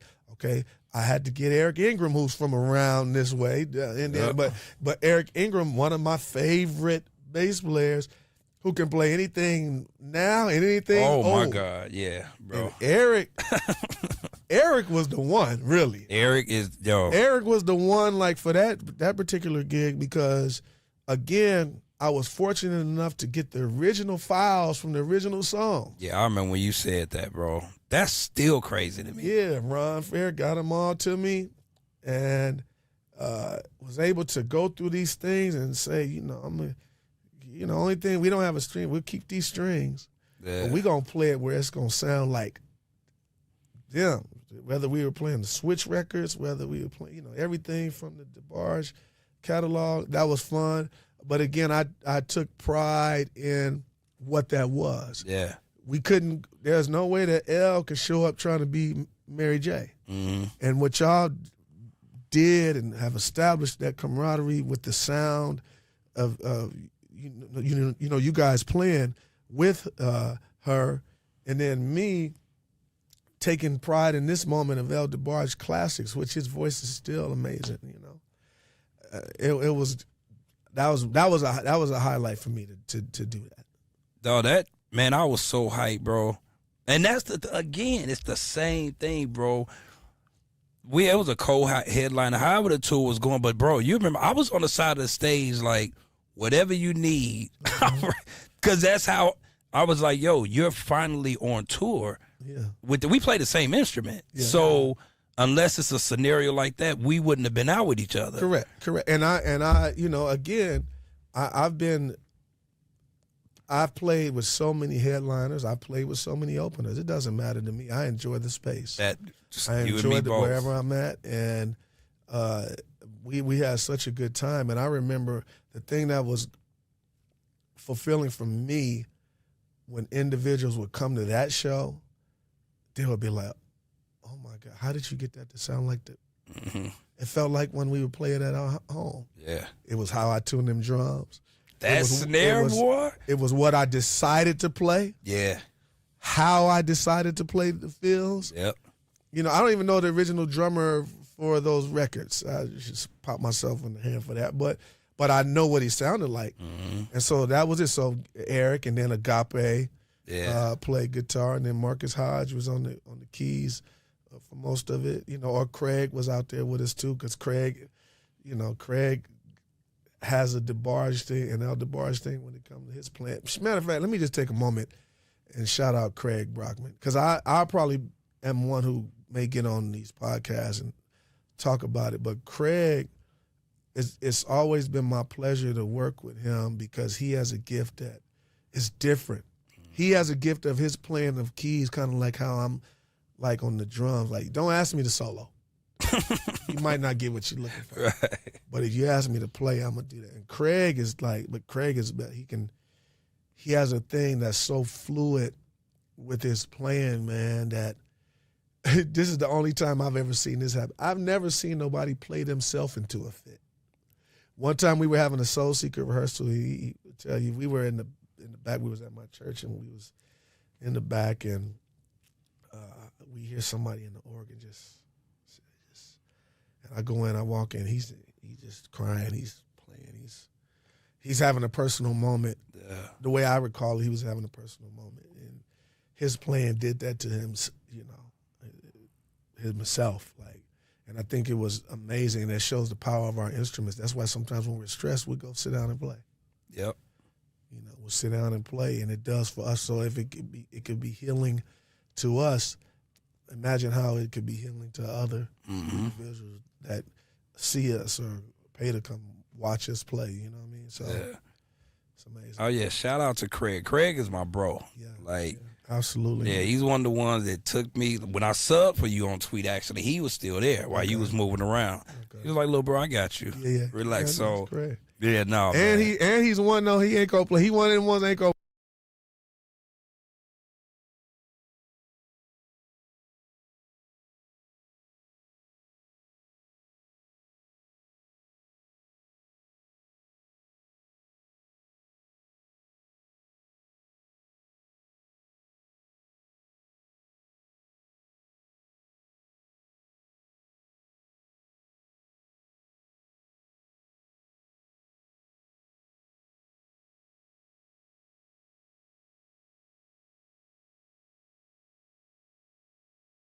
Happen without him. Yeah. I mean, there's many keyboard players, you know, what he wrote and then what he played, it don't happen without him. And so I, you know, again, that's why I count myself as blessed to, man, big old me, Nisan, big guy. You know, like I get to be a part of what these guys are doing. I get to be a part of working with Jubu. I remember, just like your moment, I remember seeing Jubu, me and my boy Isaac Hernandez, Pastor Isaac Hernandez now. Isaac is a bass player. He's a member of a group called New Vision back in the day. They were like the Hispanic Winans, right? They were signed to A&M Records. Me and Isaac, you know, we grew up together in church, and we paid to see. This was probably the only concert I probably paid for to go see. We went to go see Whitney Houston at the Anaheim Pond. Oh, wow. And we sat in the top, the furthest to the top seats. Way in the back in the middle. We back up there, and they down there. And Jubu, I'm seeing Jubu, like, for the first, I'm like, oh, my God. Listen to this guy. Yeah. And then he becomes one of my best friends later. And then we in a group together. Like, you know, these are moments you can't even, man, God is just good, bro. God is good. Bro, so how many parts are we doing to this? Because I know I'm going to have to come to L.A. for part 2. You come to LA to part 2, but we're gonna do it on the golf course. So we're gonna have to, you know, we're gonna have fam come on out. We're gonna do it right. You know, we're gonna have come on out. We're gonna have to get the drones, because we're gonna shoot number 2 on the golf course. We'll take you to the country club with us, and you know, get you out there to swing. So I got to get you to get some practice in at Top Golf before you come on out. Yeah, I ain't gonna make no idiot out of myself. So we go, you know, we can talk and play and get some of the guys out and, you know, talk. But anytime, man, this is an amazing platform you have here, bro. I'm proud of you. I'm excited about what it's doing and what it's going to do, and hopefully everybody comes on and will just share. You know, so many guys. Let me tell you too, if I left out a name for anything, it wasn't intentional, but there's so many of you all great musicians, and I just want to say I appreciate everybody that I've come in contact with, no matter what part you played in the grand scheme of things. You know, I appreciate you. I'm grateful. Bro, I appreciate that, man.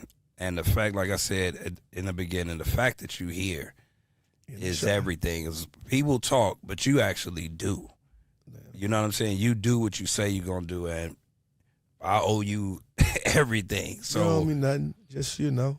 No, it's just our relationship. You know, when you call, I'm there. Yes. And it's a different type of thing. So, man, again, bro, I appreciate you for pulling up. Thank you. And this is gonna be this is gonna be one of the ones, dog. I'm excited. Y'all stay tuned for the Untold. Some great things gonna be happening right here. So. Oh, facts. Yeah. All right, we out. This is the Untold. Yeah. Graphic beats. The Untold. This is the Untold.